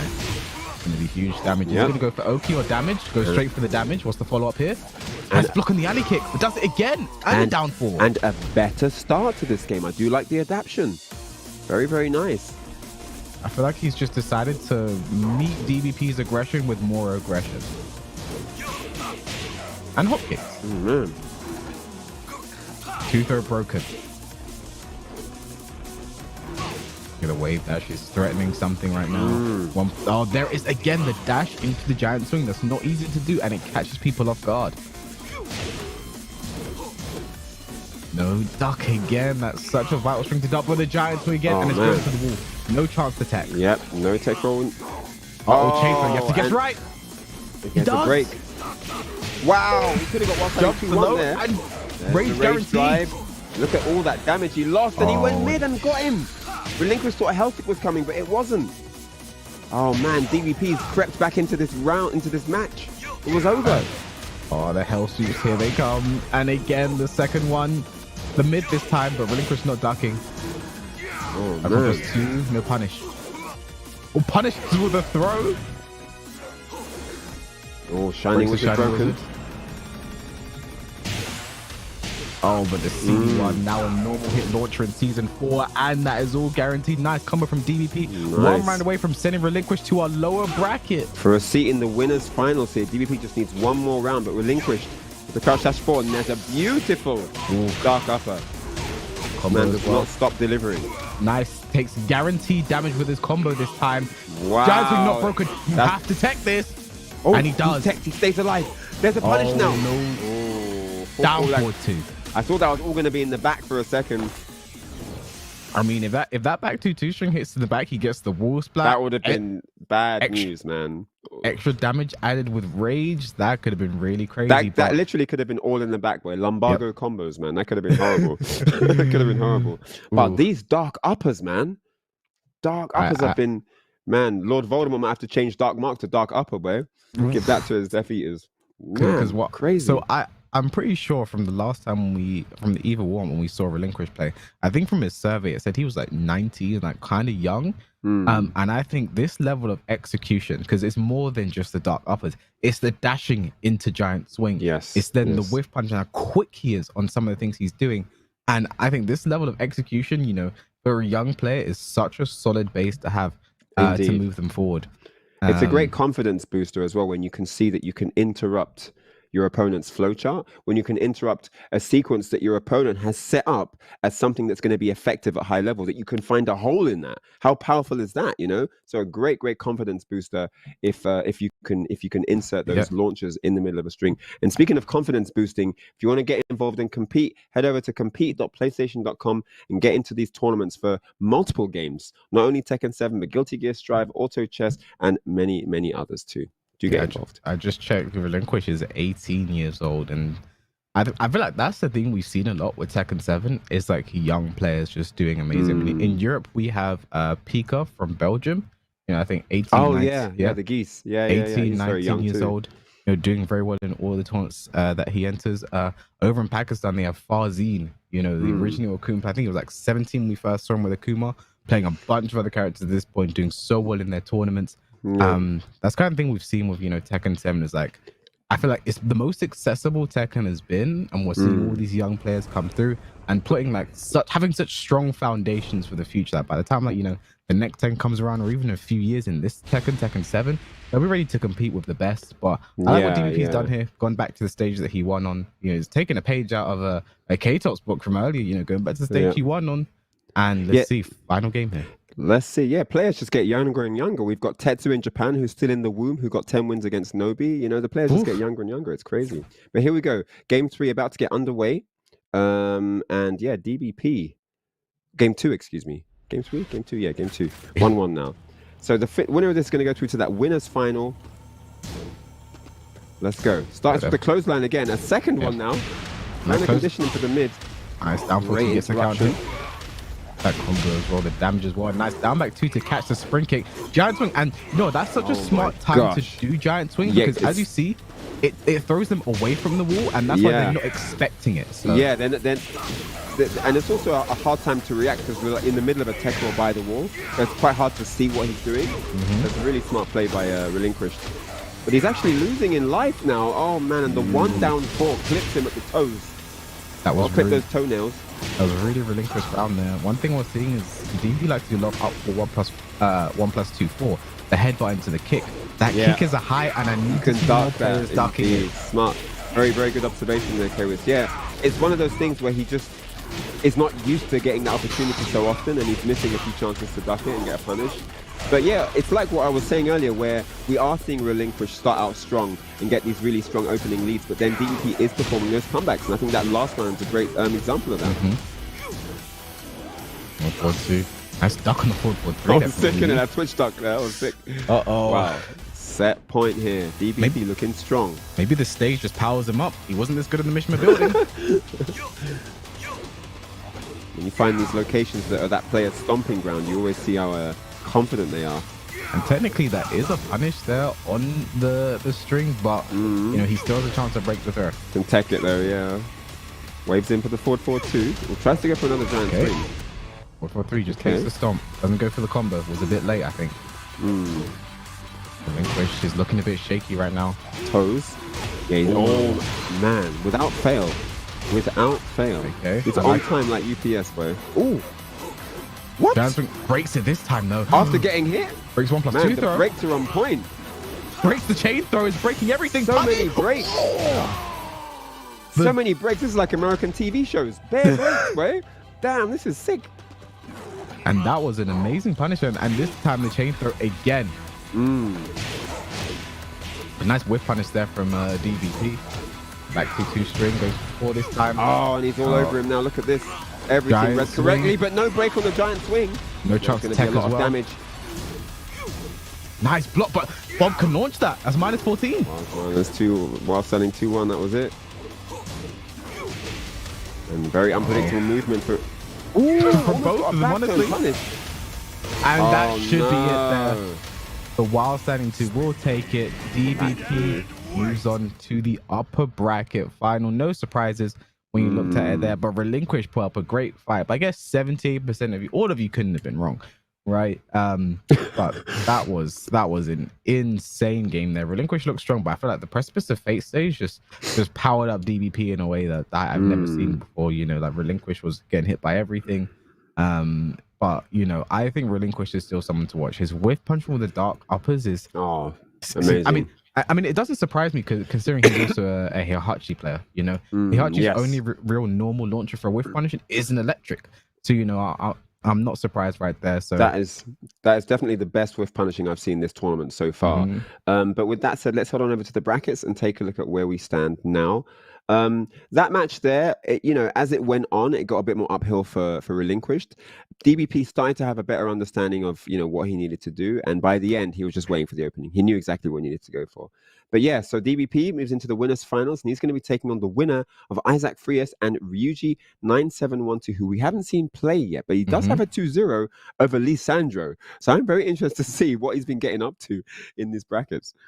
Yeah, and I think what's interesting as well is, we try and, incorporate as many, levels as possible when it comes to this kind of tournament. So you guys can also get involved at compete.playstation.com.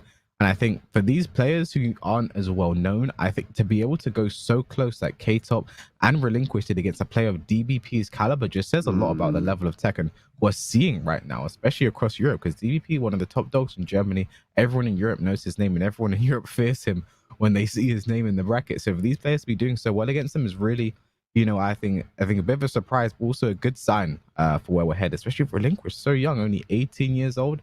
Definitely a bright future ahead of you.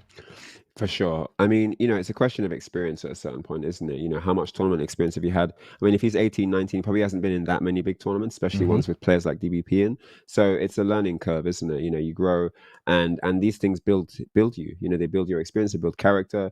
And a lot of the stuff that you go through in the tournaments when you lose early on are the ones that help you win later on. So yeah, if he keeps on going, if he keeps grinding, he's going to see results very soon, especially with that talent and especially with those dark upper punishes. Yeah. But with that said, he's not out of this tournament. He is still in. He's just dropped down to the lower bracket, the losers bracket. So we may see more of him later on in the tournament. Yeah, and then our next match coming up, we do have Isaac going up against Ryuji, the guy we haven't seen yet. This is the unknown quantity. No one's watched him play yet, except the people who played against him. So be interesting to see how they come out. I want to know what you guys think at home. Who do you think is going to take this game? Because this is really going to be an interesting one. As you mentioned as well, like the earlier tournaments, like these really shape as a player.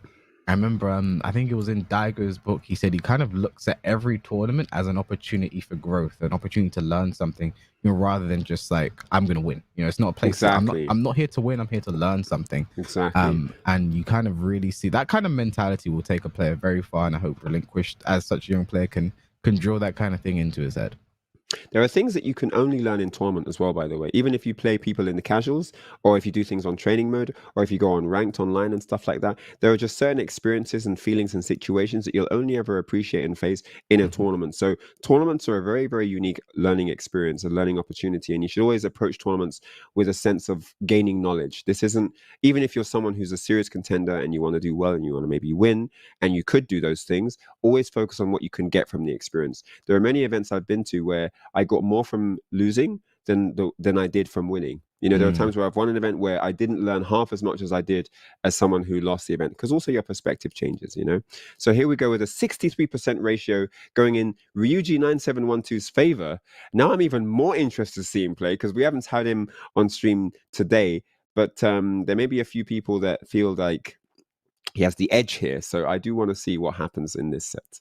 It's going to be best of 3, and just to note, all the matches will be best of 3, even winners final and grand finals. Yeah, all the way up to the end. And I like the faith that the chat has in the unknown. I feel like people maybe they hear the name Ryuji, like, okay, maybe this guy means business. So, maybe something about the name that really scares them. Yeah, because we saw Isaac earlier, we saw how dangerous that Falcon run was. So I'll be interesting to see how Ryuji's able to counter that. Definitely, probably sitting there watching that game, analyzing, knowing that this is the guy you're going to be playing against. So we're really interested to see how Ryuji counters that and who Ryuji actually goes for, who Ryuji's playing, because that'll be really make a big impact on how this game goes.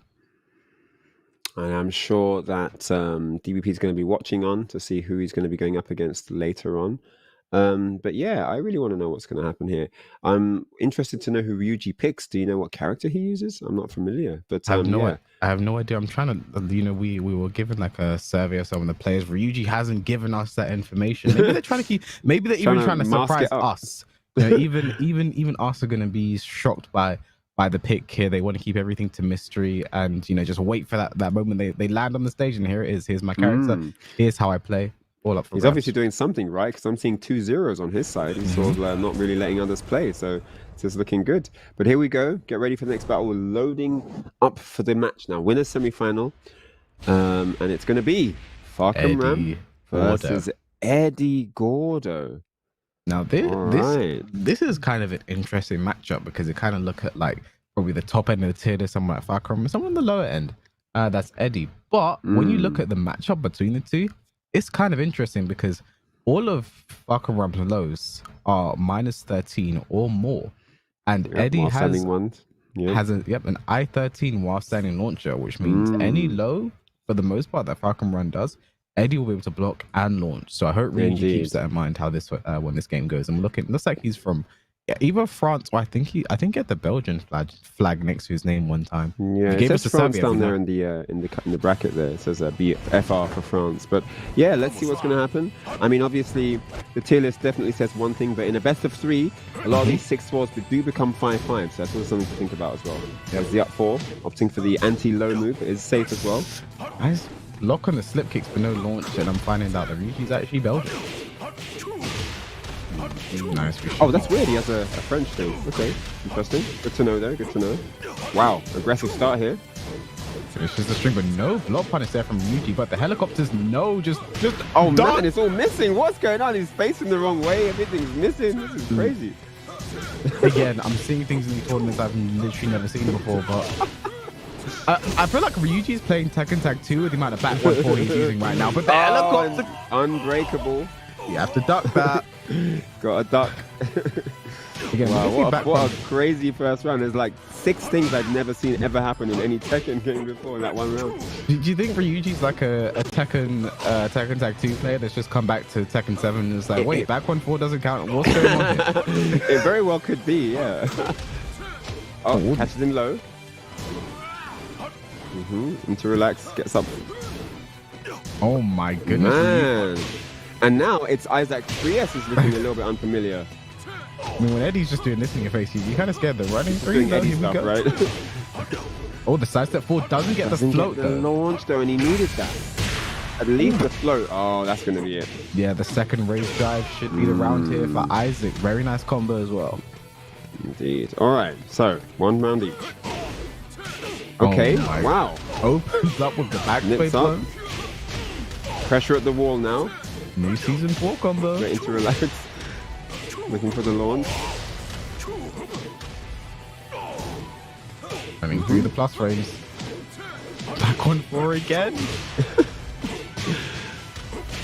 That was so good in Tag 2. Man. You're really staying down when he doesn't have to. The 1+2 is actually going to break the balcony. And down we go, yeah. Going to be the round for Isaac there. Unless he just messed up that combo like royally. Isaac's starting to run away with it now. 2 rounds to 1 here. Here we go. Ryuji generally starting off really well in these rounds. It's just like the comeback factor from Isaac. He's always managing to open him up and then stay on top. Very like Ryuji has a very I wouldn't say Tekken 3 style Eddie with what I'm seeing here. I wouldn't go back that far, but I do like the Tekken Tag 2 reference. I think that fits here. But maybe you're right. I don't know. Actually, out of space, but look again, go for the head into the slip kicks. It really is. Should get the really combo, but doesn't finish it. Oh, couldn't see anything that was happening there. Poor Isaac. 2 rounds each. Ryuji ties it up. Again, back 1-4 again. Nice down for 1 to get the float there. Isaac going for a mix-up with the combo, doesn't get. Punish. Get up kick. Yeah, range on that 1-4. 1+2 through not broken. Uh-oh. Doesn't want to be against the wall. Oh, gets a float. Picks him up with the down forward 1. Could be big damage. He'll be just shy of the wall as well. Goes for the launch. No punish. Just stands there. He just looked at him. I don't know what Ryuji does here. Just capo stuff. Standing 3. Stay away. No punish on the 3-4. Oh no. Oh no. And that should have been it. That should have been it. What is going on? Oh my god, he got a wall bounce. Oh, but he drops the combo, Ryan. Oh my gosh. Oh, it's not over yet. Oh my goodness. Don't tell me. Not like this. Oh. Part of me kind of wanted that comeback to happen. Part of me really wanted that comeback there to happen at the end. I kind of. Wild. That was just wild. I kind of wanted that to happen, but Isaac takes that first game that we're not out of the woods yet, but Ryuji is doing some. This is stuff I honestly haven't seen since Tekken 3. You know, like the back four into the full capo kicks, going for those full sweep slippery kicks all over the place. And even though he's getting blocked in a lot of them, he is not afraid to just do them again. So I admire the persistence there. But Isaac is gonna start to catch on to this, and I feel like he's gonna start ducking a lot this next game. Oh my goodness me, that was just insane. That back and forth at the end could have gone either way. They both looked like headless chickens running around, and it was just really pandemonium at the end. Isaac got the better of him, but man, that was close. I mean, when he got that launch at the end, I was really... If there had been no wall, he could have gotten a screw into a rage art, you know, if there had been no wall. But the wall saving lives, as always. So yeah, that's game one. But man, that was a wild ride there in that first opening. Yeah, I mean, this is how you want it to kick off, right? Like a bunch of crazy things. Don't really know what's going on. And this is to fight for a spot in the winners final. So I understand why, you know, Ryuji's just throwing everything out. You know, you got to give your opponent everything. And he saw Isaac's game, so you know it's dangerous. You know it's tough to deal with them. I feel like one thing I want to see more from Ryuji is just straight up block punishment. Like I said before, I don't like it when people leave damage on the table, and he's left a lot of damage on the table today. So he could have won that game, you know, we just took some more damage. Definitely, yeah. Before the end, with Isaac getting that low, there were multiple chances for both of them to kind of win it, right? I mean, we had that big launch option there where, you know, Ryuji just looked at him against the wall and just blocked it and just stared at him. So maybe nerves kicking in a little bit here. You know, it is for a spot in winners finals. They both want to be there. But let's see who's going to go there. We've got game 2 loading up right now. Isaac Frias has the lead, 1-0. And let's see what Ryuji can do about it. And just go to a random select stage pick, and we are going to the Devil's Pit. So the final stage of this stage is going to be infinite, which does work out for Eddie. You know, has great backdash, great backdash, and can just stay away, keep Farcram at range, and you know, force him to take more risks, more lows, which Eddie can then launch and punish. So let's see if Ryuji has a game plan going into this one. Let's see what happens here. So very close game, that first one. There are elements of unfamiliarity on both sides, but let's see who that's going to work best for here in game 2.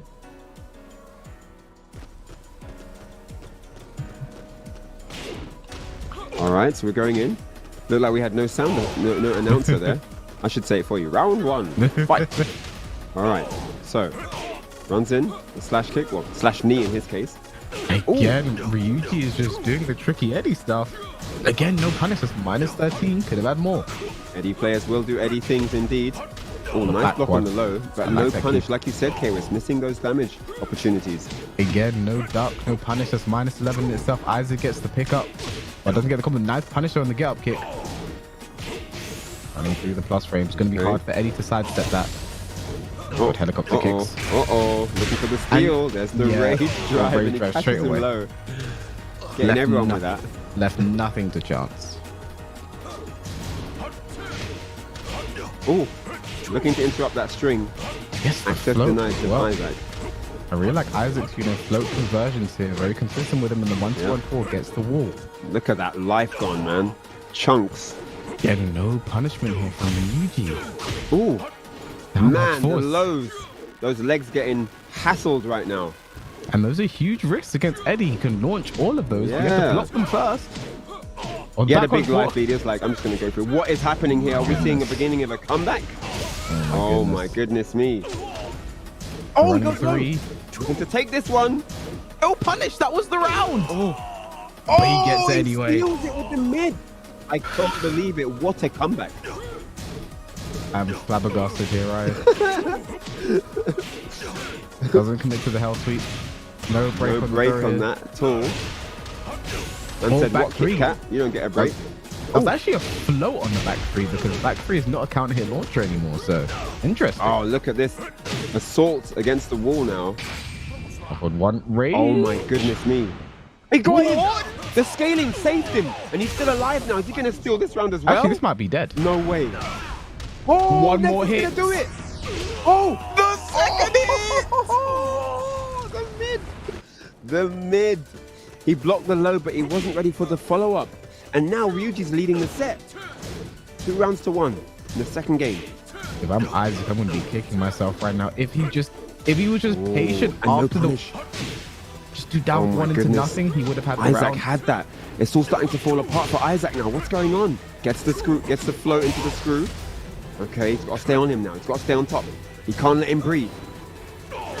He might have just expected, he's never run into someone like this. Isaac is freezing a little bit, but doesn't break the 1+2 throw. Big, that's big. Running through the plus frames, down 4 ends it. And you can see Isaac's getting nervous. He wants to end this one. He does not want a final game here. I'd want to end this one. Opens up straight away with a punch. It's down 3+4. Nice Nicely read. done. The life lead now for Isaac. Doesn't have to do anything huge. That was a huge whiff, no punish. And you can see he kind of scared Ryuji a bit. He didn't know what to do afterwards. Going for the launch, but nope. Denied. I mean, Isaac with a huge lead right now. Be But hard are for we him to going to throw see this another one of away. those classic Ryuji comebacks? Oh, It no. might be the start. There we go. Okay, the block, but No punish! not And like he's opened this. the door for a massive launcher from Ryuji, and he's all over him now. Into Not the like screw this. attack. No follow-up, though. Spring kick, down forward 1. Forward 4-3, plus frames, down for 1-4, and that is it. Ooh. Now Chunky damage there. that was a Chunky bit, damage. that was a scary game. I think with Isaac, something I noticed is, like I mentioned at the start of the set, his lows are risky in this matchup. Most of them might be minus 13 or more, meaning Eddie Right. can launch all of them. But I think something we also saw early on was Ryuji wasn't punishing anything. So even on whiff or block, which meant that they're everything is safe essentially, because he's not punishing, he's not taking his turn. Yep. He's kind of Yep. just sitting there after everything. So Yep. I think that was very smart there for Isaac just to continue doing those lows, because even if he blocks them, you're not going to get launched for them. So let's take a look at Indeed. how that game has affected our bracket. Let's jump in. Yeah, I mean, I think it's, also great to see that he was aware that, at some point he just realized Ryuji's not really ducking either. He's either interacting, looking for counter hits, or he's standing up, but he's not really ducking and going for stuff. So either he'll block it and maybe not get the right punish, or I'll just get the hit. And he was starting to get a lot of damage from the lows. So yeah, here we see the brackets. DBP will now be going up against Isaac Frias. That's going to be a great winners final match. And then of course we do have our guys all dropping into that shark tank called the losers bracket. Not sure. I don't think anyone wants to be in there. So yeah, that's going to be all to come soon. And if you want to get involved in the tournaments, do sign up and get involved there. Compete.playstation.com is the link that you need to be part of all the action from all the open monthly tournaments. So do check those out as well. Honestly, I kind of expected, DBP to probably be in the winners finals at this point. I would have never expected, a name like Gunny to be sitting in that lower bracket right now. And so that's definitely the guy to be scared of, going down into the lower bracket. I think his game is getting relinquished. We also have Grey King sitting down as well, because we saw a 2-0 there for Gunny against K-Top, so probably a very quick dismantling, knowing how Gunny is, and maybe he is going to continue that crazy run he's had. But it looks like we are actually going to get our upper bracket finals, Isaac Frias versus DBP right now. That's what the predictions are up for. So you guys at home, tell us who you think is going to take this game. I mean, I kind of have a favorite going into this game, I'm going to be honest. DBP? Maybe. Yeah, I would go with him. I would go with DBP just because he's displayed that he can be very aggressive, but he's also displayed an even stronger asset that he's able to come back from being on the back foot. He's able to take those situations where he's losing and transfer those, and transform those into wins. And that's a very, very useful tool to have under your belt if you can utilize that, if you can know what moves you need to use to get yourself back into the game and take the lead and win from there. And he's been able to do that I think every game there's been a round where he kind of brought it all the way back. So yeah, very, very interesting to see. But it's going to be about, what he knows about Falcon Ram, what that looks like, what the meta between these two players ends up looking like. It is going to be best of 3, so it's slightly shorter winners finals. And we're going to have all that and more from the losers bracket also after this short break. So don't go anywhere, and we'll see you in a bit. Masters event registration for the Tekken Online Challenge 2021 seasons open up July 31st. Each master event up to 300 circuit points up for grabs and a $2,000 prize pool. Starting from August 21st, there will be a master event held for each region. See the schedule here to find when your local master event will take place. This year, the Tekken Online Challenge has expanded to 14 regions across the globe. If you're from any of the countries or regions listed, you can compete. For this season of Tekken Online Challenge, community events are a part of the circuit once again through the dojo system.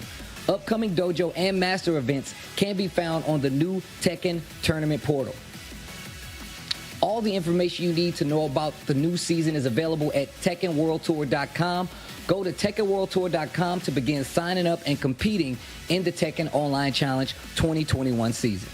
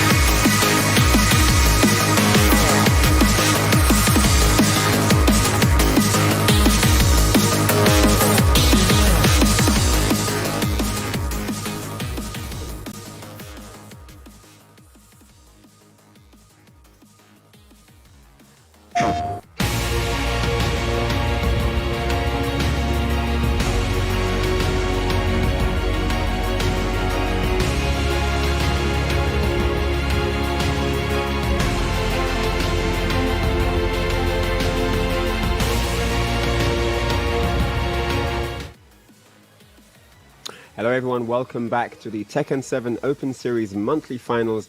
My name is Ryan Hart and I'm here with K-Wiz, the one and only, and it's been absolutely epic so far in this top 8. We've been whittling down and we now know who will be in our winners finals. It's going to be DBP and Isaac Frias. What do you think about all the action we've seen so far, K-Wiz? I mean, we've had upsets. My heart hurts for Relinquished earlier on today. You know, I've been unbiasedly supporting him somewhat. But you know, like we've come to the point where I feel like he really established himself in the EVO warm-up finals earlier, and now here at different tournament of the Open Series finals, he's continued that momentum. And someone who, you know, we've known, you know, back when we had offline events, has been doing damage there. And, you know, it's no surprise that we get to this point and he's still very, very dominant against his talent here. I mean, it's also interesting to see who's been in shape during this period. You know, obviously, we've had some downtime with offline tournaments kind of taking a back seat for a little while. And we've had a period where there weren't as many events. There were a few online ones here and there. But it's great to see that these guys have still been in the lab, still been going hard, still been grinding out and getting to the stage where they're making sure their level is at the peak, at the apex of performance. And here, now in the Open Series, we're seeing that delivered on the tournament stage, and it's really, really impressive. But let's head on over and check out the brackets and have a look at what the standings look like for this point into tournament. Yeah, no surprises here with DBP looking so good today, looking absolutely insane. And we see as well a game was played, Grey King versus Relinquished Austrian. Grey King took that 2-1 over my boy Relinquished, so very unfortunate. But Grey King, we saw early, you know, in his first game, we only got to see him play against, you know, Isaac Frias, and he looked very unfamiliar in that matchup. So I'm sure him playing against characters like Armor King, and I don't know who Lisandro played. He plays a bunch of different characters. It could be anyone. Sure, he was more familiar in those matchups. So we get to see, hopefully we get to see him against, I'd love to see him play against Gunny and see how he goes against one of the top players here. Because we didn't get to see much of Grey King. Only really the stomp in a matchup he was unfamiliar in. So let's see how he takes up. But I do believe we will be first getting our winners finals, DBP versus Isaac Frias, the guy that put Grey King into the lower bracket. So let's see what you guys think at home. Who is going to take that game? I can guess which way this poll is going to go. 50% and up for DBP. There's no way it's going to be anything else. Should we go for the number? I'm gonna say 82% on DBP. I'm gonna go 75. Okay. No, I'm gonna go higher. I'm gonna go. Wait. Okay, I'll stick with my 75. Okay, 75. I'll be nice about it. All right. See what happens. So we'll see how that one plays out in a second. But yeah, DBP has looked unstoppable today. Yeah, he's had a bit of a shaky moment, but I think like his game against K-Top was a bit interesting. K-Top looked so strong at the start, but DBP just adapted and came strong. And let's not forget what everyone's playing for here. You know, there is a prize pool. And even those who didn't do too well today, like as we see here, you see $400 here for the first place. Second place gets 300. Third place goes home with 200. Fourth place goes for 100. So you do want to get into that top 4, you walk away with something, and you know that's just no chump change, you know, right there. Like definitely, that's what, work yourself towards a PlayStation 5. How about one of those beauties hanging around the house somewhere? That could be good. So yeah, this prize pool could definitely contribute to one of those. I mean, this is all to play for, you know, and these guys have been working their way up the tournament ladder in the tournaments previous to this one as well to have a chance to be in this one, because you had to qualify, you had to get at least top 16 to even be able to be eligible for this tournament. So this is a lot to play for. There's a lot on the line, and yeah, these guys really want to win that. So yeah, here is the player card for DBP, our first winners finalist. Wow. Berlin, Germany. So yeah, DBP is, well, that would look like a really strangely labeled card there. So yeah, this is Twitter. If you want to hit him up on Twitter, there's his Twitter. He's only 21 years old. He's a young chap, and he's got an 81% win ratio, which is really high. Also doesn't have a name. Wants to keep that away from us, you know, trying to hide the name, you know. Miscellaneous. Doesn't want to be called the real name in public. So, you know, I like that there from DBP, the player card. And then Isaac Frias, the person who's going up against 25 years old from Spain. And I think Spain has been one of those, you know, sort of underrated teams, the hidden teams. They have some strong standout players, but the rest of the scene, not too many people know about. You see, you know, a total of 29 games, and 21 of those games have been victories leading up to this here. So Isaac Frias is definitely someone you want to look out for. And actually, you mentioned earlier, Ryan, about, you know, these players are playing for a lot of money that they could put towards the PlayStation 5. I was actually told earlier by production that they'll actually be sending us PlayStation 5s for us commentating here. That's actually, you know, our payment. Isn't that? Yeah, I'm sure production will confirm for us later on, because, you know, I'm sure that's what they're doing, right, guys? PlayStation Right? 5. Yo, I'm down. Right, guys? Thank you so much, Sony. You know, we'll Thank get- you we'll very get- much. We're getting Very PlayStation happy 5 about to this, right? That's the only reason I'm here. You know, 86%. 86. I was think off. you are the winner of the. What did you say? 81? I said 82. I was off. Yeah, by you won. 4%. Oh wow, so close. 86%. I was close. DBP is the strong, heavy favorite here going into the winners finals. But is it going to happen though? Best of 3, you remember? It's not like a best of 5 where you get to download the dude. It's best of 3. If Isaac gets that first game, might be looking at a different kind of result. I mean, we did mention earlier that DVP, you know, against K-Top had a slow start. But, you know, I think the fact that he was able to make the adaptations go a bit slower and just realize what K-Top wasn't doing well against, just continue to focus on that. That really gave him the edge in that game. So I felt he's going to be able to do the same thing here against Isaac. He does have a tall task again ahead of him. I don't want to count him out just yet, but DVP is definitely someone that you have to be scared of going into this winners final. For sure. He's going to be confident as well. I mean, we've seen him open the door for opportunity many a times when we were at a stalemate situation in matches. We've seen it versus K-Top as well, where he can just kind of just steamroll. From nothing, no build-up, no conditioning, he just goes into his game, and he's very full-on once he starts going, and you don't know if it's going to be mid, low. Everything leads into big damage and Oki, so it's really, really hard to stop him once he gets the wheels turning. Yeah, 110%. So if I'm Isaac, you know, he had a bunch of games to study. You know, you see how things go before, and I think what a smart player would do is when you look at this bracket, see someone named like DVP, you kind of expect this is someone you might have to play later on down the line. So hopefully he's done his homework beforehand and sticks to the Falcon. It's interesting. I was looking at the player survey. Apparently, you know, Isaac's main is she said his main is Lydia and Falcon is his side character. Okay. So maybe it'll be smart to see how that goes. I mean, this is the thing, you know, in a regular upper bracket final, it's a first of 3.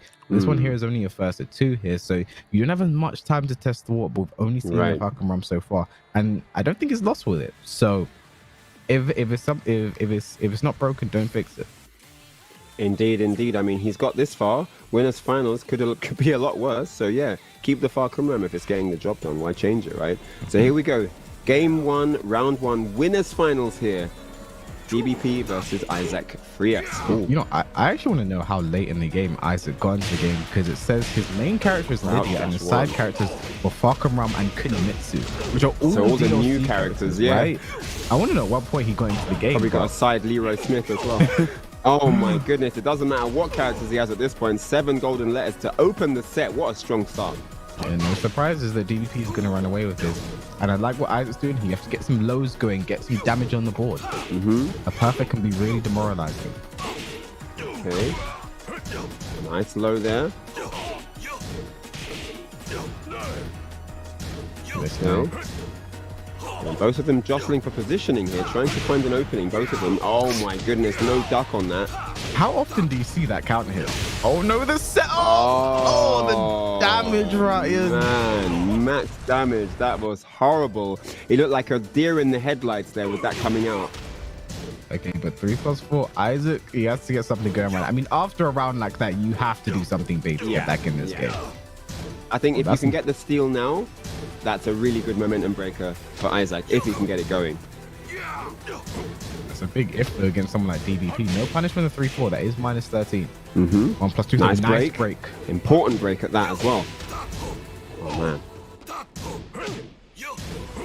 And DVP just all the conditioning working out for him now. Nice break again. Get off me. Watch the flower shirt. Oh, up 4-3. Nice punish there. Look at that. And Isaac Frias now.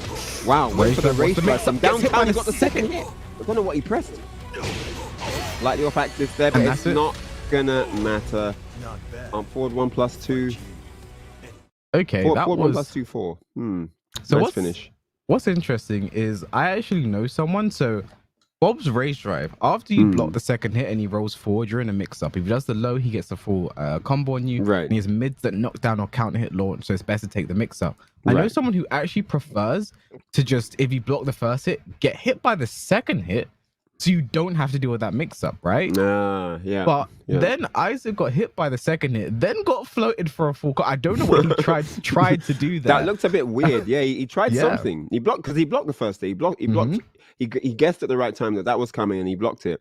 But then he either tried to step or he tried to interrupt or something like that. It looked like a normal hit, though. It didn't look like a counter hit. But yeah.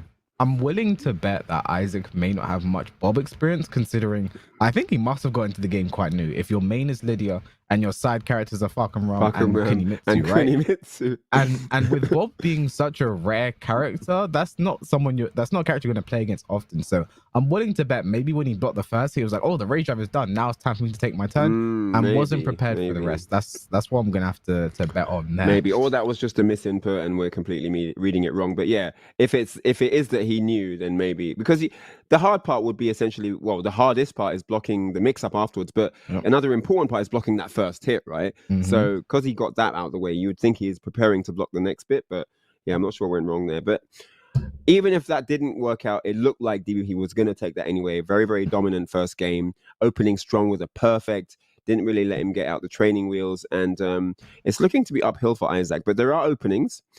Great conversion there. I like the punish off the blocked up forward 3. There were moments of clear understanding and control, and if he can just get a bit more of that going, he could be in with a shot here. But yeah, it's looking like all DBP for now.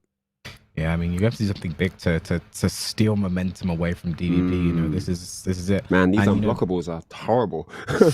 Yeah, like, you know what? I feel like that was a setup as well, because I've never seen, and there it is. There's the Lydia, the main character. We're going to be blessed with the Lydia. And honestly, this is a matchup I like to go for as well against Bob. I actually I really enjoy Lydia in this matchup. She gets a lot of nice punishes and a lot of Bob stings. He can't really like scum her out too hard. So I do feel like Lydia is quite a good choice in this matchup. And what I want to see from Isaac here is his use of down forward 2. Lydia's down forward 2, her right lunging punch, is so good at controlling space against this character and shuts down a lot of nonsense. Yeah, and Miss Sobieska is here to play. She's here to fight for the people. Let's see what's going to happen. Block support for 2. But what might be scary here for Isaac is I actually played DVP in a Tekken Omega Deathmatch. Used this exact matchup right here a while ago. And DVP didn't. He beat me, let's be honest. So he knows this matchup. So I want to see some crazy things from Isaac if he wants to get this win. Man, gosh. Wow. Dominant first round again. No, not much. Okay. And I like this now. Getting the momentum flowing. Forward. Tries to get the mids going, but again, Alpha 1+2 so well spaced. No, that's only minus 12 there. Whilst only 1+2. Well, 1-2. The jabs now trying to keep the space. Forward 2, but there's CD1. That was actually a counter hit that as well. Will he get the wall with this combo? Oh my goodness. And that's dead. Look at the carry and damage. That was insane. Wow, and just like that, and not much use of cat stance so far. Hell sweep down back 3 into the follow-up. Right back. There it is, that down forward 2. There's another see more of that. Control the space. Take it away from Bob. Hell sweep again. Oh no, he's going to do his time hell sweep. He's going to do another one. He's waiting for it. 1-2, nice. Down forward 1-3 from Lydia. Bob looking to close it now. One more. Oh, counter hit. Running one messes up the forward 1+2. Oh man. Right, so range available. I'm good. There it is. There it is. There's the mix up now. Oh, the step. Oh, great. What a great side step. And there it is. Oh, the classic finisher. He's ended almost every round with that. And DBP very, very comfortably, without losing a single round, takes it over Isaac Frias and moves into the grand finals on the winner's side. And I think that up for 1+2, there was just a case of timing. When Lydia's in rage from that kind of space, you're always expecting the rage drive to come out. And I think that was just DBP's option. Just interrupt, take the space, not give her the opportunity to use it. Isaac will fall down into the lower bracket, goes down into the lower bracket. Finals will be interesting to see, if he can stave off the competition, because there are some big names sitting down into the lower bracket. And we're going to take a look at the bracket and see who might join DBP. Speaking of those big names, indeed, we do have Gunny down there in the lower bracket as well, with that 2-0 over Ryuji, and Grey King, who took out Relinquished, a very impressive Armor King champ. Grey King will move forward with his Brian Fury, so that's one to watch. And then, so of course, Isaac Frias then waiting in the wings for the winner of that encounter, and then hopefully getting a run back versus DBP, depending on the outcome down there in the losers bracket. So lots of action still to come in the tournament. I believe that we're down to our top 4. So this is very, very interesting indeed. Awesome stuff. But remember, guys, if you want to compete, do head on over to compete.playstation.com. That's the only link you need, and you can head into there and take part in games not only on Tekken, but on many other games as well. So do check that out. So yeah, that's interesting as well. Like this is the point. Top 4, everyone walk away with a payout. Everyone walks away with something. This is nice. But you know, it's not just enough to get a payout. For some people, it's always the victory is everything, regardless of how much you walk away with. So you know, with our next game is going to be Goonie versus Grey King. I want you guys at home, tell us who you think is going to take this. I feel like I know which way this poll is going to go. But it's going to be interesting to see who Goonie actually picks here. You know, like I said earlier, he doesn't like to play the Jack online. We saw the Gigas very briefly, and the Paul is what we saw the most damage with. He's had a few games off stream. We haven't been able to see him. So I wonder who's been doing the damage since then, you know. Which character he pulls out here is going to be a big... Interesting. He has so many, but, you know, that can be a double-edged sword. I mean, it's great to have many characters in your arsenal, but when you get into these tournaments where the sets are fairly short, like a best of 3, for example, if you lose the first game, it can become a very, very difficult question mark in your mind as to who you should go with for the remainder of the set. And you can kind of mix yourself up, you know, because you always think, well, if I'd have used that character, what would have happened? Or if even though I lost the first game, I should have stuck with my guns, you know, I should have continued with that character. Having learned what I learned in the game that I lost. So it can become very, very hard to know who to pick. And often it causes a downfall in players that can use multiple characters. So yeah, interesting to see who Goonie's going to be going with the remainder of this tournament. Ryuji is going to be his next opponent. And yeah, maybe Jack. But like you say, he doesn't like Jack online. Paul Phoenix definitely looked like he was not only... you know, like that he was good with him, but he was ready for tournament with him. I think that's the most important part. You know, he was ready to do damage in tournament under pressure, which is definitely a really important asset there. It kind of came down to him just getting unlucky and guessing wrong against Relinquished over in the winner's side games. You know, gets wrong on the hop kick, gets wrong on a few of the throws. He doesn't have to worry about that now with Relinquished being out of the tournament. True. So it's going to be interesting to see which way this goes and which character. Like we said, I feel like the pool was the best that we were able to see. But we don't really know how that's going to play out, what he's been doing off stream, who he's been preparing for, who's been getting ready with him. Going up against Grey King, the Brian from earlier. Goonie actually, I believe Goonie has a strong Brian himself. So it'll be interesting to see how he goes for this. And the thing was, all games, you know, today being first of 2, the best of 3, you don't really have that time to adapt and go for different characters. And we're seeing DBP's stats up here again, just because he's that strong. You know, we want everyone to remember, you know, who that guy is. You know what I mean? Like, do you remember that Grand Finals, yeah. Grand Finals winner side completely steamrolling everybody. I mean, it started off slow, you know, one of those slow starters where you had to wait to get into the right gear. But once he's been chucking along 2-0s, sometimes not even losing rounds in games. I mean, it's been really, really one-sided. And there, the other player card from Goonie there from France. You see him. Many characters in his arsenal. He has a Paul who looks very, very seasoned, like a nice chicken dish. He looks very, very ready for tournament.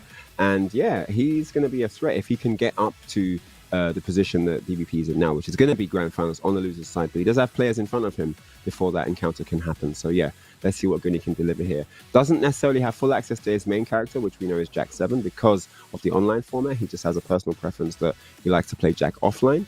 But there we see Relinquished 18. Very young chap, 30 wins, 83% win streak, which is very high. If you're talking about tournament matches, I mean, this isn't any casual affair, right? To be able to deliver that level of victory when you're so young and up and coming is very, very impressive. With Armor King as well, who's not an easy character to play. So yeah, very, very good stuff. I think from early, if you look at Goonie's player card, I think he said he had only 4 losses. What's interesting is we only saw one of those today. You know, one of his. So before today, he only had three losses. Yeah. You know, in this. So and it looks like 62%.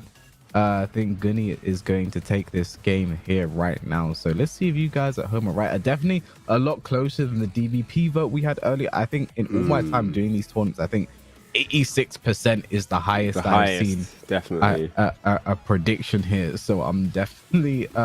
I feel like DVP is the guy to be scared of this tournament, but Goonie is someone who you pay attention to the European Tekken scene. You're gonna know who he is. You're gonna be scared of him, and you're gonna know what he's capable of. I think in his player survey it said, you know, what was your greatest achievement, and it was just like being Jimmy J Tran at Damage Germany. So. Oh, it was an amazing feat. It was really, really dominant, and it's not just, it would already be enough if he won, but it was just that he won, winning 9 straight rounds, which was definitely not expected by anyone. Even him. So here we go. He is sticking with the Paul Phoenix in this best of 3 affair. This is a loser's bracket match. Loser goes, well, they're already home, so he goes to the kitchen to make the seasoned chicken I mentioned. I don't know. But yeah, so here we go. Armor King versus Paul. And it's a run back, right? Yeah.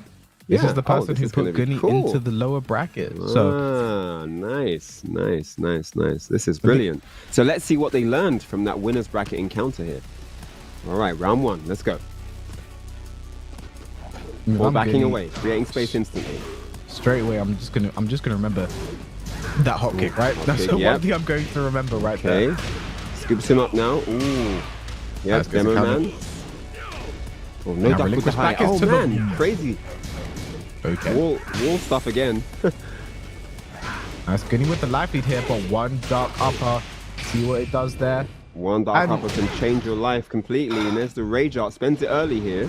I don't know if I'm a fan of this. You know, could have got some extra damage because when you're in rage, you do extra damage, and Indeed. that's all gone now for this comeback. Yeah, he had a weird combo arc. It was slightly off axis off the wall. And he wanted something with some big damage on the end of it. Decided to spend the rage art. If I'm, and there's a dark upper. No, I think this is the round. If he gets a clean wall splat, this is the round here for Oh my Relinquish. goodness me. And the smart thing there is he did not give Gunny access to rage drive, which is a really, really intelligent play. Just killed straight away, and that is just so unfortunate there for Gunny. Guys, always remember, if you can get the kill, try to get the kill where your opponent does not get access to rage art or rage drive. It's a very, very smart thing. That look at punish this. on Death Fist there. Look at this. He messed up his back one too there. But the punish on Death Fist, and you can tell this guy also plays a hard with this whip punishment. The dark uppers are ready to roll, man. Oh wow! I've never seen wave dash into reverse ultimate tackle. I've never seen that before. Huge Death Fist there, and nice whip punish from Gunny. Yeah. This should be his round. That Finally. was really, really sick from Gunny. Perfectly timed. 1 round each. Alright, just the jabs, 2-throw broken very fast there from Relinquish. Slightly too hungry for the hop kick, but gets a dark upper anyway. The whiff punishment so strong. Goes for an Oki combo. Forward to nice whip punish there from Gunny. And you don't want to be back to the wall against Paul. You gotta get out of there, Relinquish, and he's done that. I feel like Gunny's playing kind of scared right now. Like, he let him just get away from the wall for free. Yeah. Here's the multi-throw going to break the neck. Yes, he does. Oh, there's no break. Well, there was a break, but not a throw break. Yeah. Okay. You need to end this one fast, Gunny. The PlayStation wants to go into rest mode. The PS4 is putting a time limit on the match. We have 10 minutes to end this game. Better not go to a 1-1 situation. All right, so Gunny now 2 rounds to 1 up here, making some space, trying to lead Relinquish into a whiff punish, but it didn't work out, and he eats a dark upper. Ooh. 4-2. And you can see Gunny facing around to try and position him with wall advantage. Oh, 1+2 got broken, not dead, but huge damage. Oki as well. Ooh, the forward max range on that. Too. Just about clipped the ankles. Final round, first game.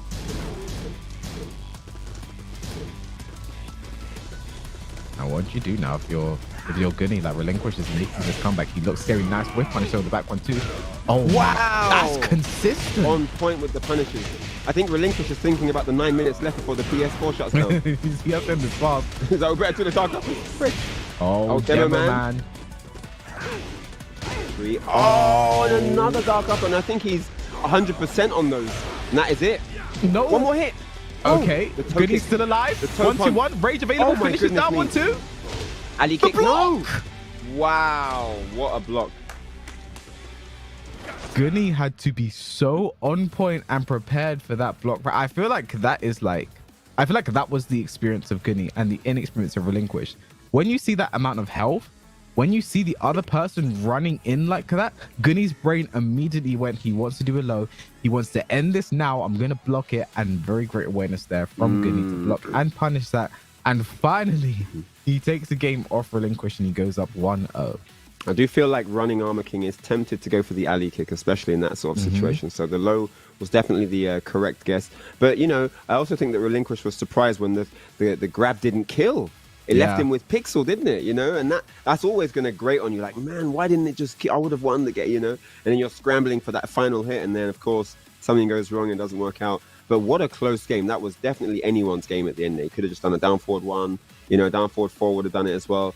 A really, really interesting one. I hope they get the loading times and stuff sorted out so that we don't get a reset of the PS4 mid-game. Could be interesting for all the wrong reasons. But yeah, so yeah, great first close game. Lots to think about for both players. But man, these dark uppers are absolutely deadly right now from Relinquished. I mean, like I said earlier, you can tell this guy also plays Heihachi because punishing Death Fist with, like I said earlier, every time as well. Like Armor King has a consistent punch with Death Fist in the shoulder. You know, you're going to get a knockdown, but the fact that he's opting to go for the launcher instead, take the maximum damage, and he hasn't missed it yet. You know, Gunny cannot throw out these Death Fists for free. So it's interesting to see how this one goes, but I'm hoping that that Gunny is able to continue with this momentum because, you know, Relinquish, you give him an inch, he will take a mile, and we've seen that time and time again. I mean, that game could have potentially been his if he didn't end with the throw, maybe a 4-2-1 to get the wall into something else. Could have potentially worked out there. Yep. So it'll be interesting to see how this one goes. It's great. It shows they're playing on a great connection as well. That it's not a normal punish. You know, you have to be playing on a very, very strong connection to be able to do stuff like that. So big shout outs to Netcode holding up. You know, this is awesome stuff. And I'm glad that they're able to deliver this quality of gameplay because it's just great for the audience watching as well. You're seeing proper punishment. These aren't just like, you know, back 3 punishes or shoulder block punishes. He's getting full launches. So yeah, really, really nice to see. So we're getting into what could potentially be the final game. Oh my gosh, yeah. If Relinquished I don't want it to be over. This is too good. I want more games. Honestly, Relinquished has, over these past few events, kind of made a fan out of me. Such a young player, able to pull off, like I said earlier, the execution being so strong. You know, it's not easy to pull off these electric with punishes, we'll say, with the Dark Upper. That's something that you only really see like the top players do consistently. Even Mishima mains will not whiff punish or block punish with electric like that consistently. So it's very exciting to see from an Armor King player, but Gunny looking so strong right now. Let's see if he could just keep his foot on Relinquished neck and end this game now. All right, so here we go. Game 2. Loser goes to training mode. Straight away with the wave dashing here. Relinquished trying to threaten something. And did he just dark upper with punish a jab? Was that a jab? This guy is scary. No duck from Gunny in the 4-2-1. The getting wave dash pinballed against the walls now. The delay hop kick this time. The backwards hop kick. Down 1, and oh my goodness. No fear from Relinquished. He takes the first round. He's got that young man game style where he's not scared of anything, you know, he's just going in full throttle. Very, very effective. Down back 3 straight away as well. Oh no. My god. The 18-year-old freshman here. Alright, breaks the throw this time. Wave dash into nothing. Side set 3 gets a counter hit, but no, doesn't get the guaranteed follow up. Chain throw. Sleeper into that. Okay, break. Get off me. No duck. No there. duck. No, we're both like, we did duck. Oh, a clothesline. Forward 2 again. Back 3, stay away.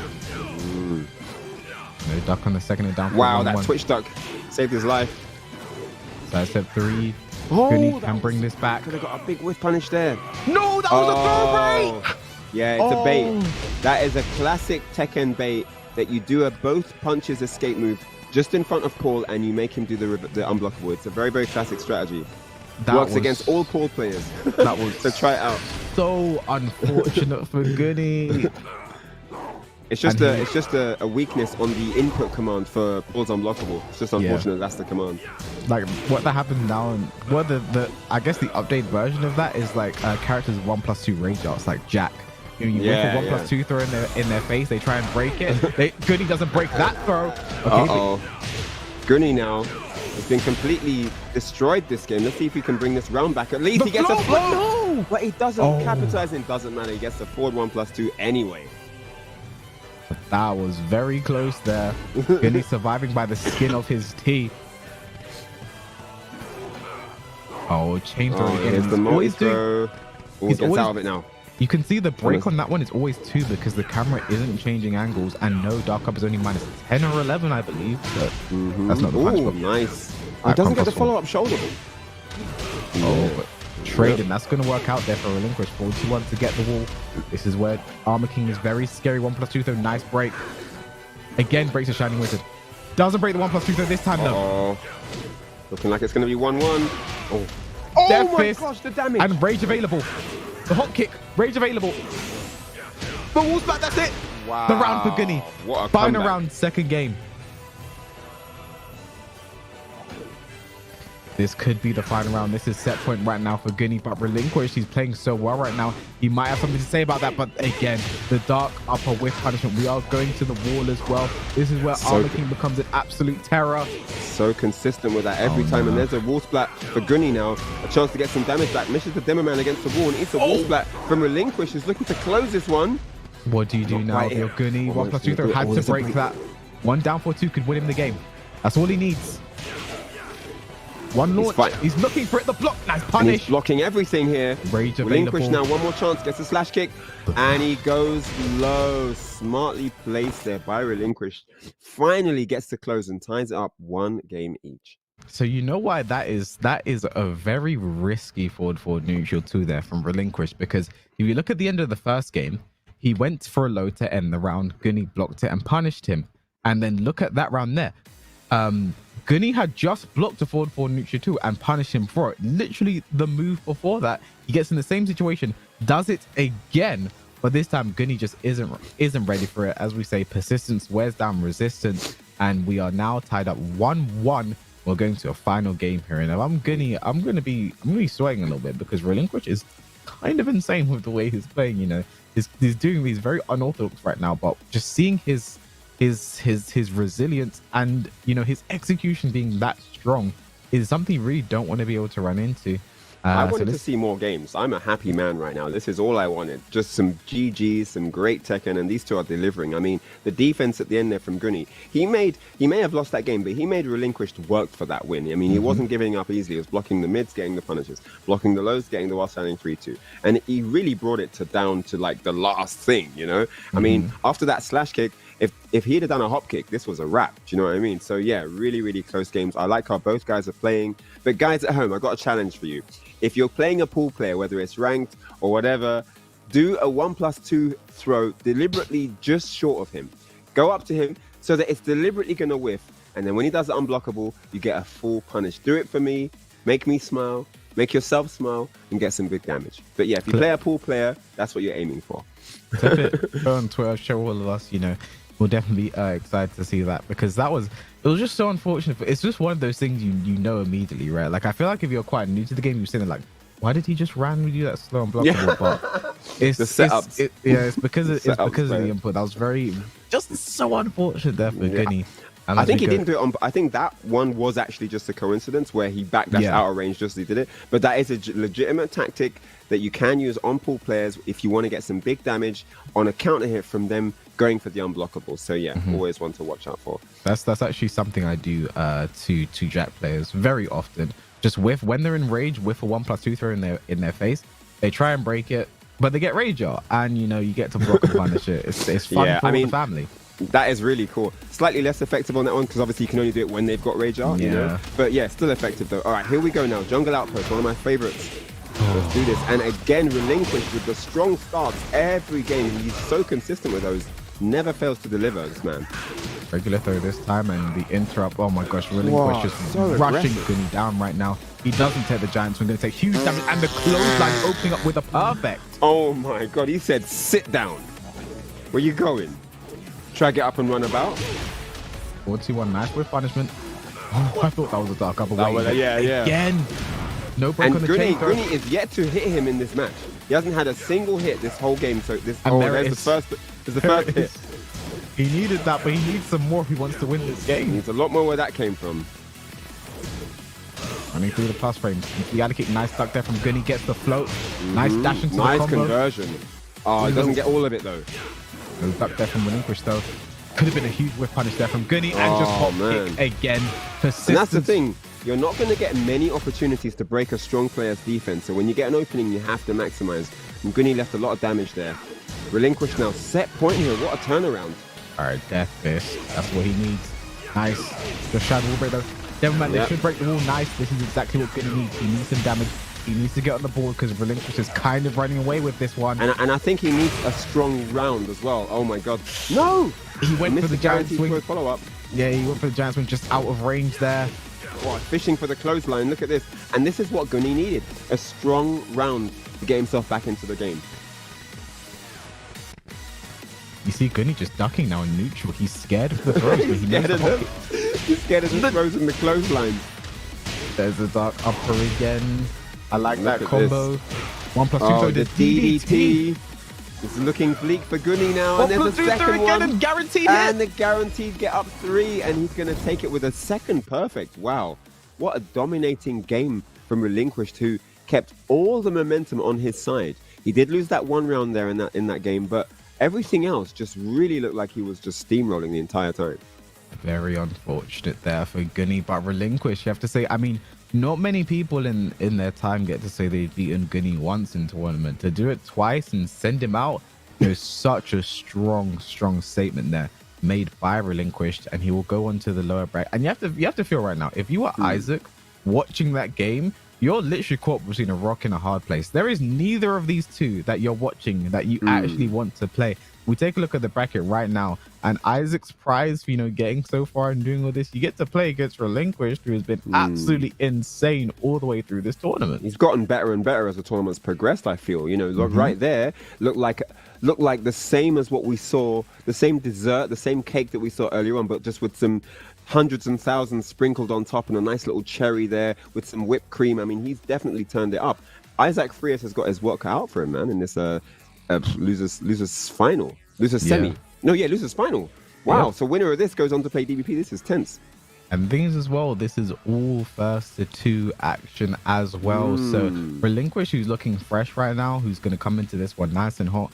He has a very unique style with Armor King, something I haven't seen in quite a while. So, Isaac, you only have 2 games. You have 3 games maximum to get used to this style of gameplay if you want to take it and get your run back on DBP. Indeed. Now, guys, in the chat, let us know who you think is going to win. Get involved in the poll. Who will win the next match? We know it's losers finals, and we know it's Relinquished versus Isaac Frias, but who do you think is going to take the W here and move on to face DBP, who's waiting in the throne in grand finals? It's going to be an interesting one.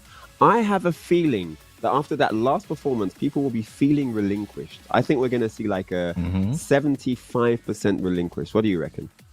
I was going to say like 72 around that area. I feel like Relinquished. When you take out such a big name like Gunny like that, I feel like you gotta put your money on him, right? That was really sick. I mean, I enjoy all of the different approaches. He's shown a few different styles here. He's shown that standard spacing with punish style. We've seen that very up close and personal grab style where he's just mixing up the throw options, and we've seen that close poking game as well. He's got a good mixture of things, with the down 1-4s, mixing in a lot of different close combat moves, and I really feel like he's got a good just wide range of strategies with Armor King, and that isn't something I'm used to seeing a lot of players utilize, especially at such a young age. So yeah, let's hop into the player cards and see what these look like. Obviously, we know the match is going to be Isaac Frias with his Farkrum Ram, who's taken him all this way. He does have a Lydia. Lydia doesn't seem to be as warmed up as Farkrum Ram is, though. So we've seen more Farkrum Ram this tournament, haven't we? Yeah, that's exactly what we've seen, Ryan. The one time he pulled out the Lydia, didn't look warmed up, didn't look ready to go. Like he said, that is the main, and Fuck is the side character, but it didn't really work out there. And then again, Relinquish, the young man, 18 years old, and I just have to say, like, that level of execution and preparedness and awareness at that age is very scary and bodes for a positive future for the young Relinquish. But the work isn't done yet. You are in the lower bracket finals. You do have one more game to play before you get to that the grand finals against DBP, who has been, unstoppable throughout this event. And, no one's been able to take him down just yet. Maybe you're going to be the guy Relinquish, but you got to take out Isaac first, who, looked dominant up to the point he had to play against DBP. And if you're sitting at home watching the stream thinking, hang on a minute, these guys aren't all that, I can take them all out. You guys can yourselves be here in person and sign up at compete.playstation.com to be part of these tournaments. Don't forget to sign up if you want to be a part of the action. These tournaments happen very frequently on multiple different games as well. And there's cash prizes and vouchers and all kinds of things to be won. So yeah, do definitely get involved. Yeah, especially with this and this is all it leads up to the Open Series finals. Where, all your hard work and determination gets you to this point where, you can, like you said, win a chunk of money. And 85%, we were both wrong. we both were off on this one. I think I said 72. You know, we were I both said 75. I'm taking the win. I mean, you were close, right? You were close. Taking it. I'll let you have that one. Wow. Yeah, 85. Okay, so people know what they're planning to see here. I mean, Mm-hmm. Isaac Frias has had some good rounds, but he hasn't had quite that complete dominating style of victory. And I think that that's what people are seeing in Relinquished, why they've gone with him for the 85%. But this is an opportunity now. This is all going into that experience bank, isn't it? Whatever happens. So yeah, I'm really excited to see this one. Does Relinquished have a good eye on what Far Cry Ram is going for? Does he know the character? Does he have a good window into what Isaac likes to go for? These are the questions that are going to decide the answers.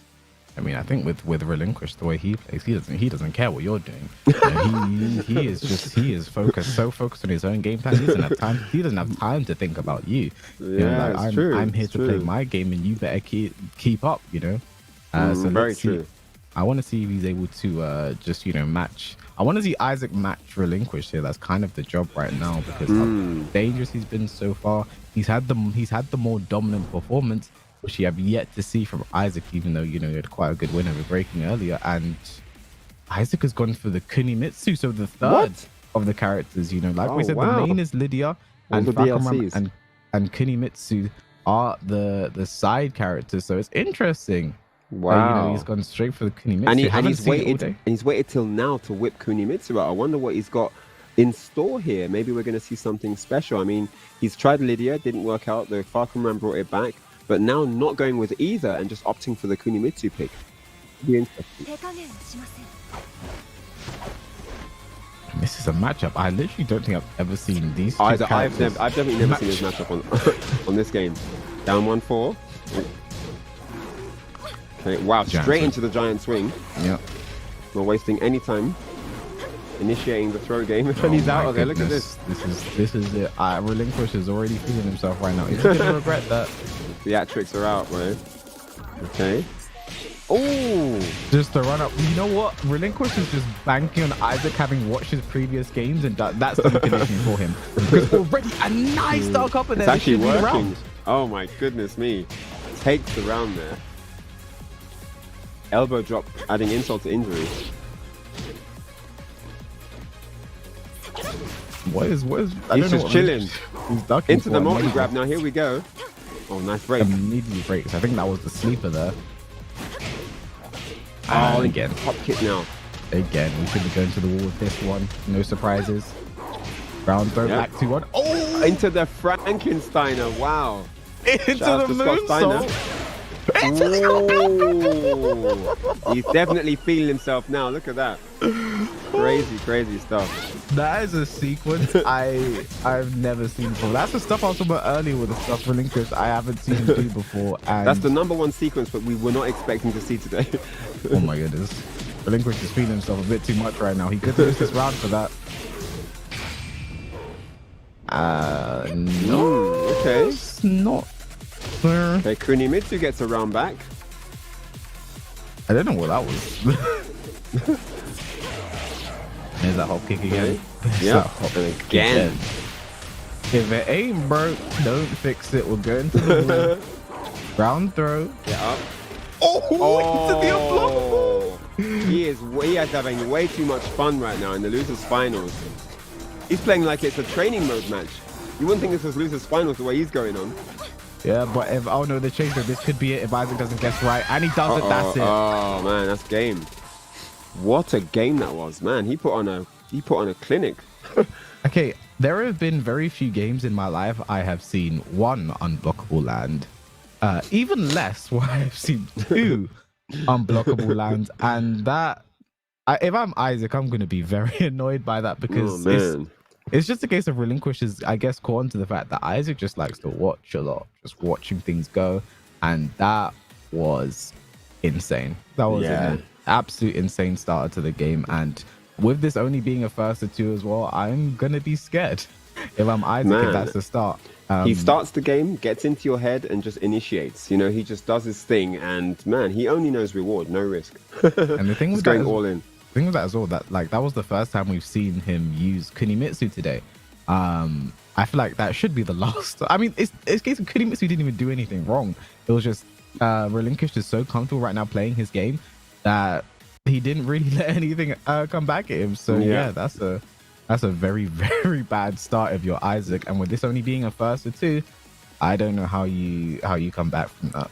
Yeah, I mean, Kunimitsu does have good options from Katon. She can get in your head with the stance, and that has to be utilized a bit more, I think, and it wasn't unable to get that going. And he got a round, but yeah, by the time he got the round, it was already kind of a lost match. Like, Relinquish was already way into his meta in the game, way into his conditioning of the match. And yeah, it was just too late at that point. So yeah, I think we possibly will get a character switch. I reckon it's going to be Falcon Ram. Yeah. Just based on the progress so far, I'd be very shocked if it's anyone else. But yeah, let's see what's going to happen. I mean, the crowd thought 85% that it was going to be Relinquished, and yeah, now we see why. I mean, they're not wrong so far, but it's not over until the fat lady sings. So indeed.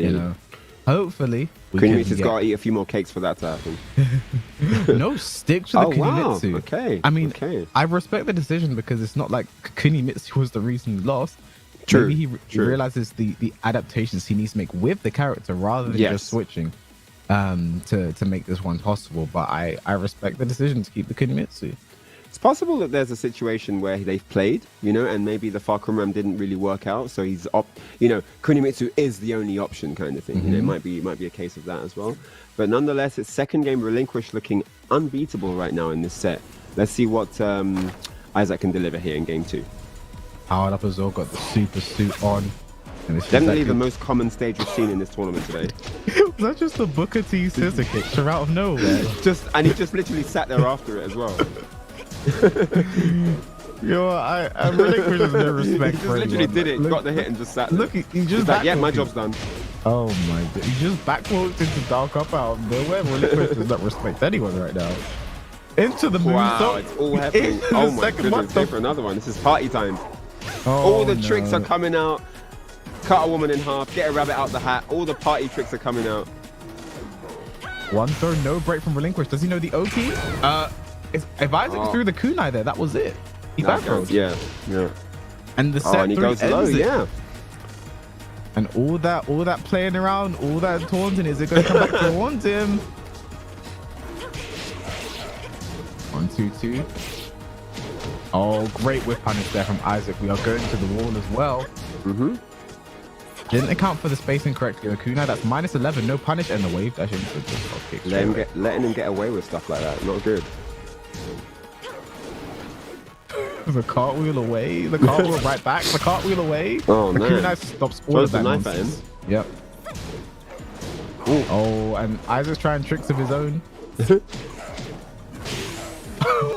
Wow. I have no one right. I actually have nothing. But Isaac Free are starting to get involved here with the Setsu Gake mix-ups, going into the Frost Slide and really doing some good damage here. This is nice. Look at this. Starting out strong as well. Huge low. Is Relinquish going to regret all of that trolling from earlier, running through the plus frames into the alley? In a good old classic Manji spin low kicks. Now that's -11 again, no punish. No punish at all. Oh, set 2 gets the counter hit trade. This could be the round for Isaac if he doesn't mess up this combo. Wow, and what a turnaround. I can't believe it. 3 straight rounds, and like you said, some playing around there, some showboating that definitely has not paid off for Relinquished in the game 2. Yeah, I honestly have to say Relinquished, like, when you're 2 rounds up, final round in the game, sure, you can do all of that stuff there. But when it's only the start of the second game, I feel like you got cut the nonsense and just go for the win in that situation. Like, from the first round, we saw him messing about, and then that came back to bite him very clearly there. And now we see that we're going to a final round here and Relinquish. Isaac looked quite dominant. It looked like Kunimitsu think he started to get them going, and kind of like a deer in headlights there.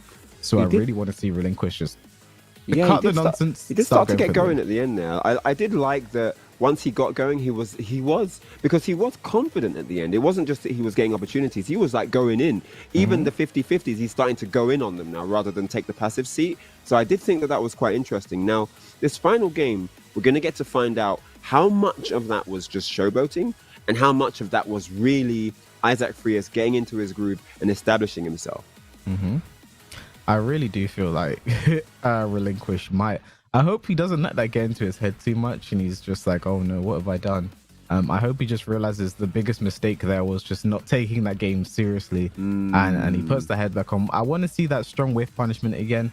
it'd be a shame to take out someone like Vinny and have such To a have it strong all run. fall short here. Yeah, definitely. And due to your own, we'll say some arrogance, from the young kid right now. So you need a bit of that, though. You need a bit of that. You need an area where you learn from your mistakes. I think that's very important when you're coming up as well, because it fits you into a certain kind of role where you recognize, oh, this is why, and it's great to have answers for why you lose. So if this doesn't work out, it's a great growing opportunity for him and anyone in a similar situation. So, but let's see what's going to happen.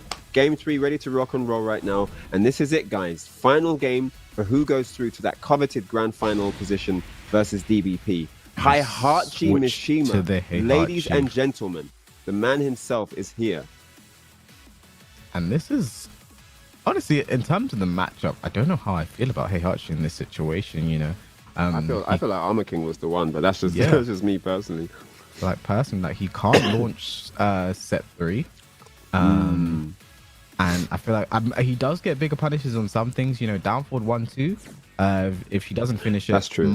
Minus 10, gets a knockdown. If he does finish it minus 14, Heihachi gets a knockdown while sending 3 instead of just while sending 4 that Armor King gets. So, and also just electrics are stronger than dark upper in general. Electrics are plus, dark upper is punishable. If you get those electrics going, you can get a pressure kick, and he's already started off. Here we go, 1-1, and the trolling begins. Waves in now, and he's backing up. Oh, he's eating a counter hit though. No. That's Nagake into the 3, the thrust slide, counter hit. And he's eating all kinds of damage at the wall, gets a nip up. Why did Isaac get hit? Just block the second hit. It's that situation. No. Into the reset. Does he get the pickup? No, just short. There is hard execution there. And what did he try to do? Float off of that. Might be opening the door for too much damage here. Oh my goodness me, the rage drive. Look at the light. This isn't the round though. It's going to be very close. Oh! No, it doesn't float. And the whip punish. Oh, and the rage drive to get up 4. Just about didn't reach. We gave him a free whip punish there. Isaac Frias now takes the first round. No, relinquish. And I fear what you said is going to come to pass, where the Heihachi pick may not have been the one, K-Wiz. Relinquish. Oh, but the forward 2 straight away. An orthodox combo there. I think that was like the hell sweep. Guaranteed tournament combo, like not taking any risks combo. No, that's not minus 13. Nope. Oh, but the Omen. Wow. The Omen really parry. doing it. And put 1-1. And again, the Omen parry. Oh. Again, another pop-off. This guy's having a great time at home. I can just imagine him smiling to himself right now. It doesn't break smiling after that throw. Doesn't punish the kunai, gets a regular throw instead. Man. Wind God Fist there. There's the electric. That's what you want to see. The electricity. Another electric waves into it. Look at the pressure. We'll crash down forward 4. It's looking really good right now. Only gets a float. I'm not sure what Heihachi tried there. It looked like he tried to jump for some reason. Yeah, rage available. Rage drive, yep. One throw, not broken again. Oh my goodness me. Set point here for Isaac Frias. What a turnaround with Kunimitsu. 1+2 straight away to open up with. Oh, went for the broken toy throw. He's backing up. Running 3, but just hits. Set 3. That's nice cross slide again. Oh. I think that was out of range for the punish, and he knew that though. Electrics. Just one needs to land, and he takes this round forward 2 instead. Forward 2. We're going That's to going a to be final round, ladies and gentlemen. It's down to this. And if Relinquish loses this, you think it has to come down to you trolled a bit too much, fella? Oh, and he's blocked the health sweep, but the punish is weak. And there's a trade. No one gets anything. Nice block there. Running 4-4. Oh my gosh, he's doing everything. Power crush, nice punish right back from Isaac. Down for 1-2, no punish on it. That might be it. Okay, the splat down by 2, one more hit. 1-1, 1-1 again. He ducks the throw this time, the block, nice punish. Doesn't finish. Is that it? That's it! Oh my goodness, what a comeback with the rage drive. Completely unexpected timing, and he catches Relinquished unexpectedly and brings it all the way back to steal the round, the game and the set, and eliminate Relinquished here in the losers final. What a final round that was. Absolutely insane. You have to say, Ryan, Relinquished only has himself to blame for that one. You started off doing your little taunts, having fun, your omen parries, and you end up losing. I mean, it all goes back to that second game. Relinquished had such a strong start to the game, and he just started trolling immediately. The second game began, he's doing his cartwheels, he's jumping around, he loses that round. He continues to do it, he loses that round. Then he loses the next round, and now it comes back to the final round. He switches to the Heihachi. Like, okay, he's going to take the series with the Heihachi. What's the first thing he does? The runaway tournaments. Okay, yeah. All right, let's roll the brackets, guys. Let's have a look at the progress we've made today. Thank you for joining us here in the Open Series monthly final. It's been absolutely epic all the way through, and now we have just seen a crazy comeback there from Isaac Frias to take it 2-1 over Relinquished there, and now he is seated comfortably in the grand finals. DPP in his path. Yeah, and I honestly think he's probably going to go for the Kunimitsu here. I feel like maybe that's what he was doing in that set. Just like, I'm going to try Kunimitsu. I'm going to get Kunimitsu warm so that if I have to play DVP again, that's the character I'm going to go for straight away, because we saw both Lydia and Falcon Rum did not work. So he's going to go for that final character that he has in his up his sleeve. And that's probably my bet of why he tried that in the first place. So let's see what he does here. But I want to know what you guys at home think, how this one is going to pan out. Who do you think is going to take this one? DVP or Isaac Frias? Who, I think we're just guessing percentages at this point. I mean, we know. I feel like it might go to 90% DVP. I want to say, I'm going to say 91. But why so close? Why not just go all in like 95? Like why? Because I want to leave that area to win against you when you say 95 and the final thing is 89, so I can say I won. Oh my god. Okay. So what do you reckon? I think this one is super. I think it's 90 on DVP. 90. Okay. I think it's 90% DVP. That's how people. Let's go, boys. Because Give me those numbers. He's the person who put Isaac into losers bracket. He has looked infallible all day. I feel like you'd be silly not to put the money on him. But you know, it's at the end of the day, you know, Isaac, maybe DVP's not ready for the Kunimitsu. Maybe that's what it is. Yeah. It's exactly that. I mean, it does come down to matchups sometimes. You know, it comes down to the matchup, it comes down to the stage, player matchup, and also character matchup as well. Do you know the opponent's character? Are you familiar with the utilization of the style that they use with that character and things like that? So grand finals, it is best of 3, guys, even though it's grand finals. So do bear that in mind.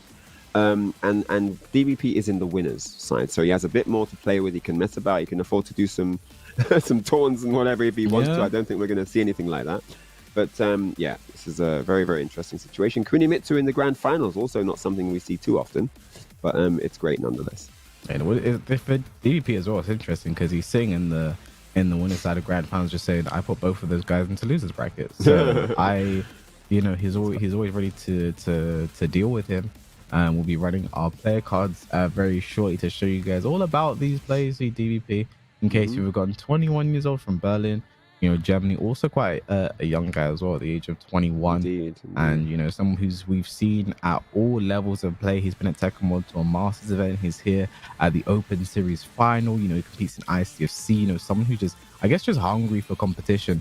They take it wherever he can get. His opponent, Isaac Frias, 25 years old from Spain, definitely done his work here in the tournament with coming with Falcon Ram and Lydia and Kunimitsu. Kunimitsu doing some damage here. We didn't expect that. We thought it was going to be Falcon Ram, but he brought out the Kunimitsu and didn't look that impressive out on the first outing, but definitely switched it up when he came back for the second game. And what a clutching. That's probably the best clutch we've had in this tournament so far. And what a time to do it for a seat in the grand finals, right? You know, so definitely one. I'm sure DBP was watching that thinking, okay, that's what not to get hit by when I play this guy. And yeah, definitely an interesting grand final ahead.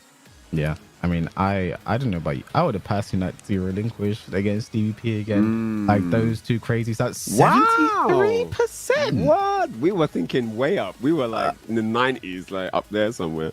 The 73. I feel like the people really must have seen something in Isaac's Kunimitsu then, you know, to say that. But I was thinking everyone would be like, this has got to be 90, you know. Everyone's going to put money on it. But apparently not. Relinquished was playing well, and to clutch it out like that, I mean, that was impressive. So I think people are very, very impressed with the comeback capacity of Isaac Frias, and it was a good comeback. It really was. I mean, literally anything would have killed him, and Relinquished had a lot of health, you know. So yeah, no, really, really good stuff. But and also Kunimitsu, if you're not that familiar, I mean, it's just best out of 3. That plays a role here. You know, it's not best of 5 where you get to figure it all out. It's just best of 3. So there's a few things here that could work out for Isaac. Yeah, I mean, you have to think about it in mind. I'm sure the first time we did the prediction for these two was like 80 something percent in DBP's favor. So everyone, they must be changing their tune for some reason. Maybe they think Isaac has completed the download. He lost the first one on purpose. He's ready. So let's see. The character choice is, yep, no surprises here. Go straight for the Kunimitsu. Maybe he's just using that lower bracket final as a place to test Kunimitsu, see how that would work in the grand finals. And go straight for it here. Let's get it. Open Series monthly tournament Tekken 7 Grand Finals. Ladies and gentlemen, it is DBP versus, it's DBP with Bob. You want it to be relinquished. That's what I was about to say relinquished. It is Isaac Frias with Kunimitsu versus DBP with Bob. Let's get it. Spain versus Germany. Let's go. And straight away, I feel like we're going to see someone set the tone immediately here and really just make a claim on this game. Because remember, it is only best of 3, only first of 2, and Isaac needs to win 2 best of 3s if he wants to take the tournament. DVP just needs 1. Here we go. Isaac Frias coming from losers. Okay, nice launch. Up on 1, 2. Isaac 3 a big low there, and it's looking like this first round could go to Isaac, but so DVP... far, but DVP, we've seen him come back like this before. This is his best area. The Setsunagake Frost Slide. Wow, no chance for DVP to bring that one back. Down back 3 again. I mean, that's a great start there from Isaac. Mixing it up now with the mid. Look at this, starting off really well here. Mountain Valley kicked. DBP is so good at placing that. So good at that. Yeah, literally every game he kills everyone with that. But look at this performance so far. This should be about rage drive. Yeah, actually, I don't think it's dead. Into a mix. And yeah, that's the Bob stuff. Oh man, that's the thing with Bob. He gets everyone with that. He has so many round-ending strings. You know that down 4-3 there is like, if you block the first hit, you have to wait and duck the second hit. He's got 1-3, 1-3-3, 1 down 4. It's got so many different ones. Nice down 1-2 there, and Isaac should be going to the combo. No, drops it. Very unfortunate. Power back crush. 2. Look at that. Doesn't get the best wall splat, and he's opened the door for while standing 2-1, which is big damage for DVP now. Look at this, all over him here. Running 3 goes over the low. Kick. Oh, the step. The rage drive to chase down doesn't work out. He gets hit anyway from the float. No punish. The rage drive. Oh, every time. Every time he gets... He's so good at placing that upward 1+2. It's insane. And 1 now. 1 throw. Not broken by DDP. I don't think anyone's broken that so far. Yeah. It seems to work every time. Relinquish certainly didn't. 4-2. Oh, set 2. Okay. And after a strong start, DVP 2 rounds to 1 up here. Set 3 into the 4. Down 4-3. Wow. And goes for the mid final round first game. It's Isaac's already looking better with the Kunimitsu right now. Definitely a close game so far. 2 rounds each here. Establish the first momentum. Who's going to do it? 2-2 into the 4. Finishes the weird string you never see. Would punish. Let him get away with that. Big whip with the kunai. And this time he gets him. 4 circle forward and 1. Oh, big block. Man, that's exactly what curtains. That's exactly what DVP needed. This round was getting away from him. 4-4-2. Punish that. Let's have rage drive. No punish that. No punish on the gal kick either. And the down jab down takes 1. And he just does it here. Just does it. Spams the down ones just to show him this is what I was going to do all the time. And the first game, after a very close, very seesaw matchup, wasn't it? 1 round here, 1 round there, and very clutch wins as well. First game goes to DBP, so he's 1 round away from taking the Open Series monthly finals. But it is not over yet, because I do see Isaac Frias with a chance here. It did look like he is in with a fighting chance based on how close that was. Yeah, but the thing is, like, it's all well and good having a fighting chance, but in this is such a brutal format. A 1st to 2 for grand finals, even if Isaac wins, and he gets the first of 2 and he takes it, you've only reset the bracket. You then have another first of 2 you have to prepare for and get someone like DVP. But I have to say the Kunimitsu is already looking a lot better right now, looking so strong. Maybe this is the character he should have played the entire tournament with, because maybe it's best. Like, he's looking so strong, you know, with the character. Let's see how he continues with that. But, you know, DVP just won 3 more rounds and he takes the Open Series final for July. So let's see how he He's goes. so good at bringing it back as well. Like, even when you've got the advantage, it just doesn't mean anything. You know, he'll get something going, and then if you even get him down to low health, he's so good at knowing how to mix in the rage drive, when to go for things, how to put you against the wall and capitalize on that situational advantage, you know. So yeah, really, really interesting stuff from him all the way through the tournament. And yeah, grand finals is no disappointment either. So yeah, really good stuff. Close game though, was close. I'm not sure. The question is, you know, does Isaac Frias have anything left? You know, have we seen everything, or can he deliver something else right here in the grand finals? Yeah, I mean, you have to. This is the last chance saloon. DVP just needs one more game, you know, and he's yet to lose a game to Isaac Frias. He won against him 2-0, and you're sitting now in the grand finals. You need to reset the bracket first to do anything. And I'm glad stuck with the Kunimitsu. Didn't think for other character switch. I like that as well. Yeah, for sure. All right, so now DBP does have a little bit of an idea of the way Isaac likes to approach the Bob matchup. So he's going to have a bit more confidence moving forward if he wants to initiate here. So we may see a bit more aggression coming from DBP in this second game. Let's see what happens.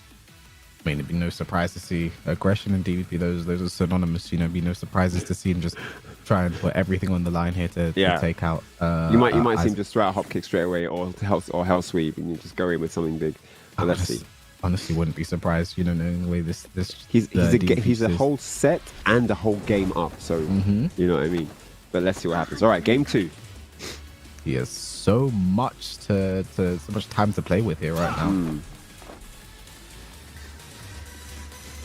Like, just that buffer of knowing you have a game to lose. You have 2 games to lose, in fact. Multiple games to lose. With Isaac, it's like 1 more and you're out.